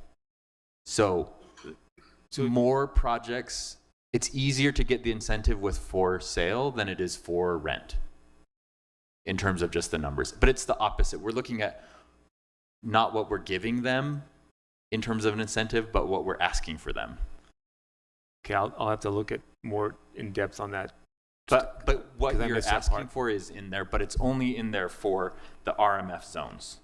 So I have a similar question. Yeah, mine was more specifically for the single family zone. So I'll get. So the single family zones are the same, and I think what we could look at is, say, if it's a for sale unit, instead of half of the units, then it's 30% of the units. But since it's such a small number, yeah, and I have other concerns, but I know we're pressed for time, but I have other concerns, but we'll get to those probably at the next iteration of this. Okay, but I'm going to ask my questions, if that's okay. Yeah, go ahead. I'm Okay. just saying, go ahead and ask your questions, but I'm just saying I have other concerns about the incentives and the impact on the additional houses on very narrow streets and infrastructure and other issues, but we can hold that off at another time. I mean, okay, whatever. It's okay, I'm going to go into my questions. So the type B and type C are two different sets of zones where these incentives are required. Type C does something I like, and type B does something I like, but they don't both do both of the things. Neither of them do both of those things. That is that type B allows for a lower level of it makes a distinction between for sale and for rent, which I like because of the same things that Councilmember Dugan is talking about. For sale projects build wealth not just for the owner, but also for the person living in they are the owner, but not just the person that develops it, but the person that ends up living in the unit.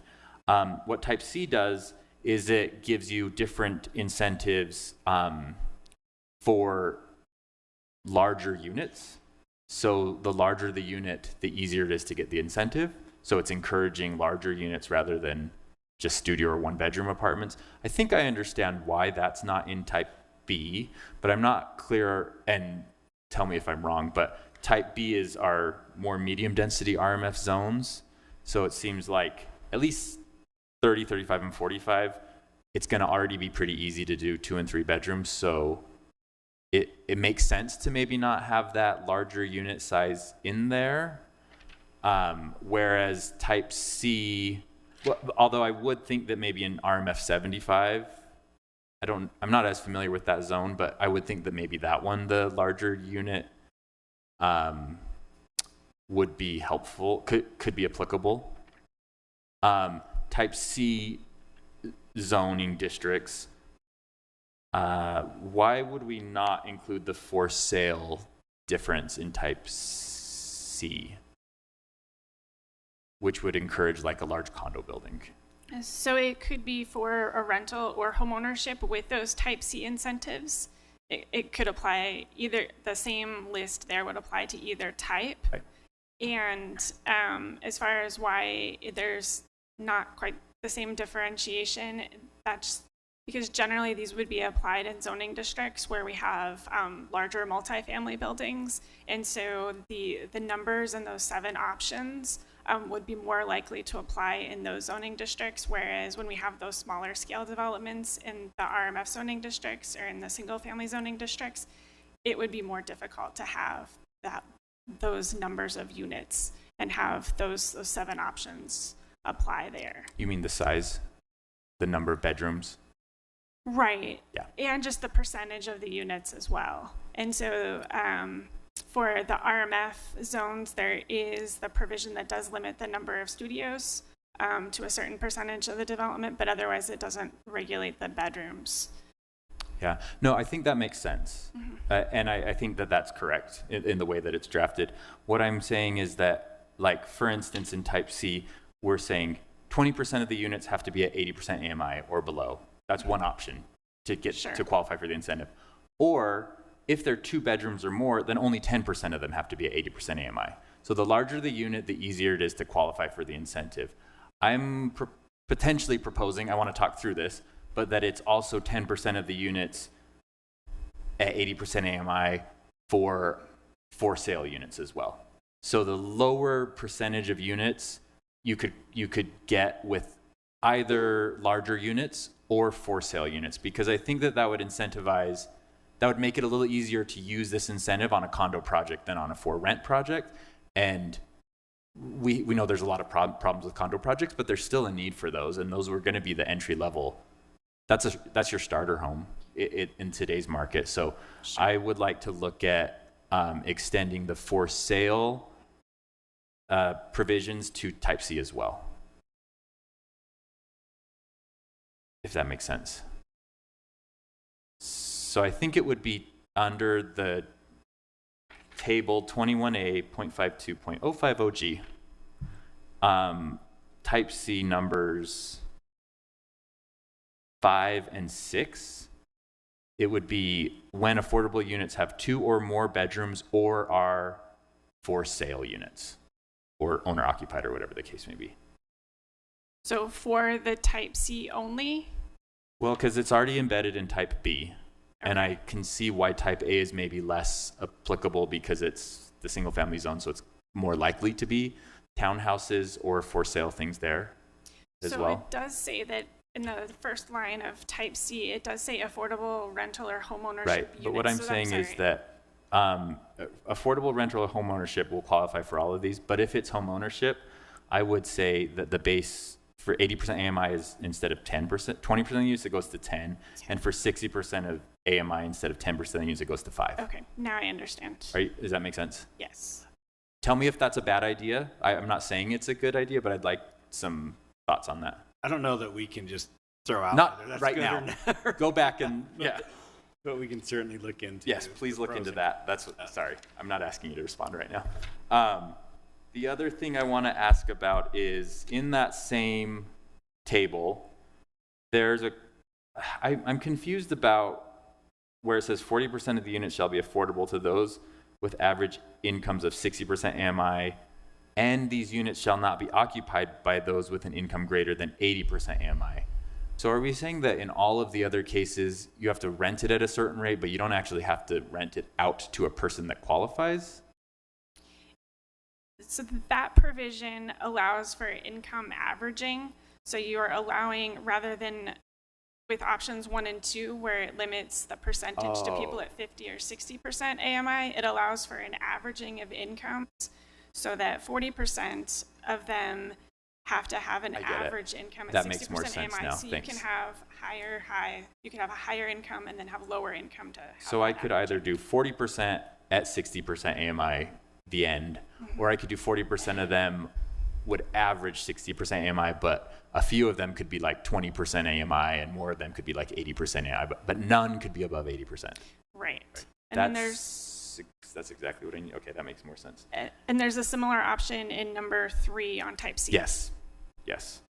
But thank you. That's the clarification I need.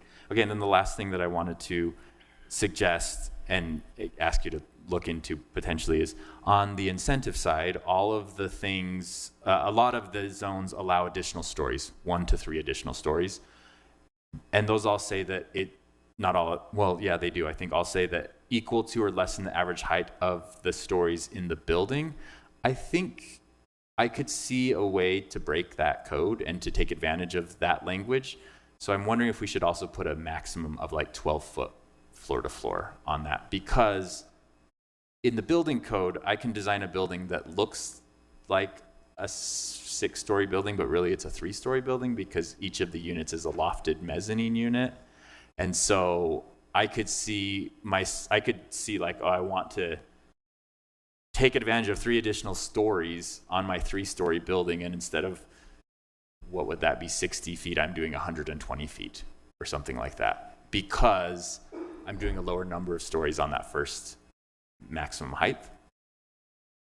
So I would propose that instead of may build 1 additional story equal to or less than the average height of the building of the other height of the other stories of the building, that we change it to may build 1 additional story equal to or less than the average height of the other stories of the building, but not to exceed 12 feet. 12 feet.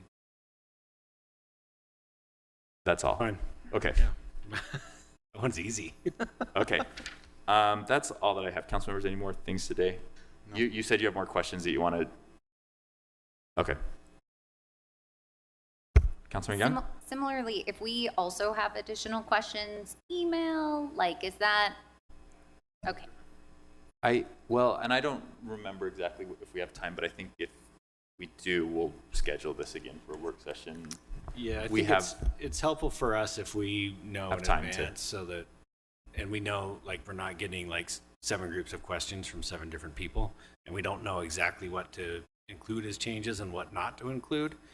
So it's really helpful for us if we can have a discussion about those things after we get the questions and move on. Okay, so I guess if you do have questions right now, if council members can email them, and then we'll have another work session to address those questions, but just to give staff some time to work on your questions. Yeah, and one thing that I do want to add, this is more on our end of things, that if and when the council gets to the point of adopting ordinance, there's a few things that we need to build out in our systems that we need to rely on IMS to build. So in the Acela system, we want to build a workflow for the incentives. And so that's probably going to take a couple months, but we can't necessarily build that until we actually know what the ordinance is going to be.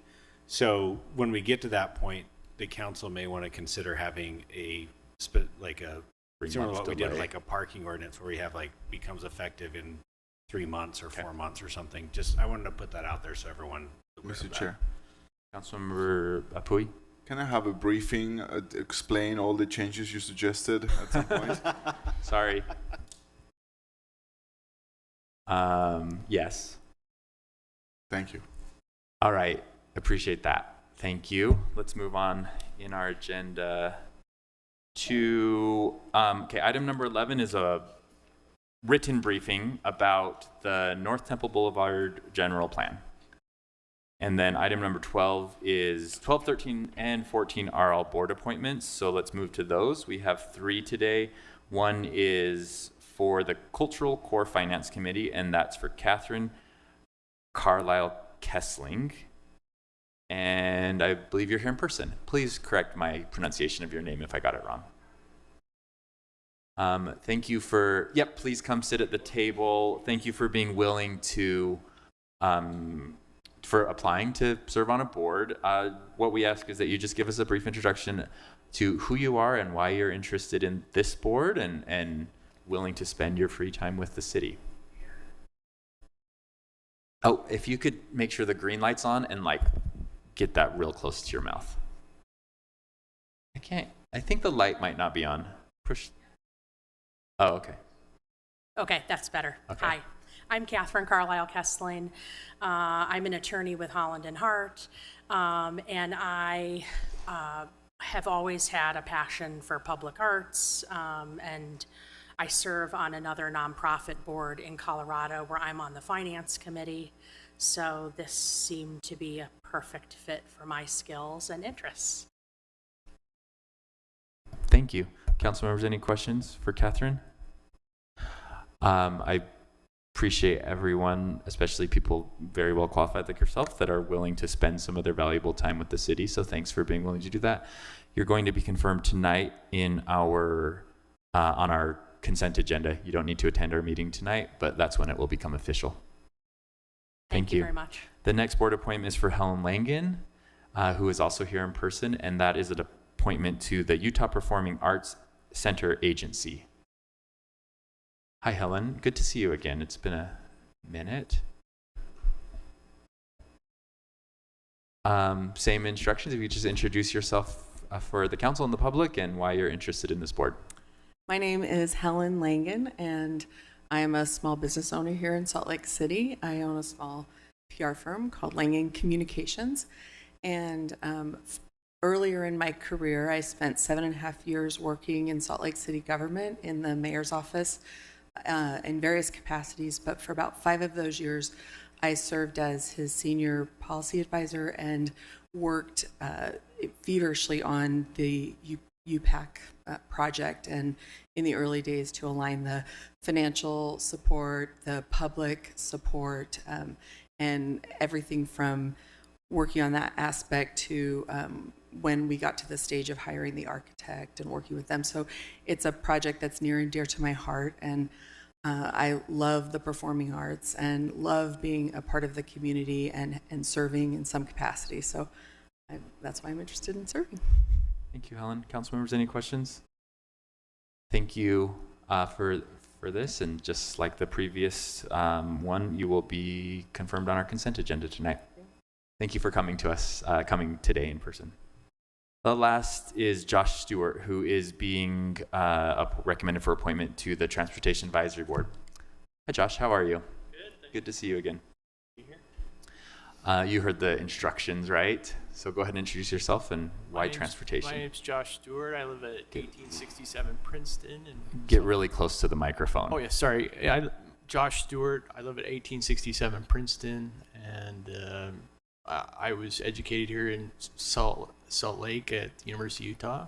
Got my architecture degree there, and I'm a member of the Congress for New Urbanism and been on their board in the past, and the Institute of Classical Art and Architecture, and so on their local chapter board. So and interested in helping with transportation, and John Larson is a friend of mine, and glad to help him, and love Salt Lake City. So that's why I'm here.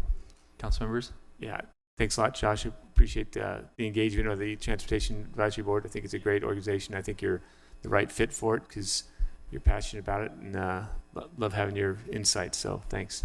You bet. Yeah, I'll just echo that. I know through previous interactions how perfect this board is for you. So thanks for being willing to serve. Thanks. And you'll be on our consent agenda tonight, but you do not need to attend. Thank you. Appreciate it.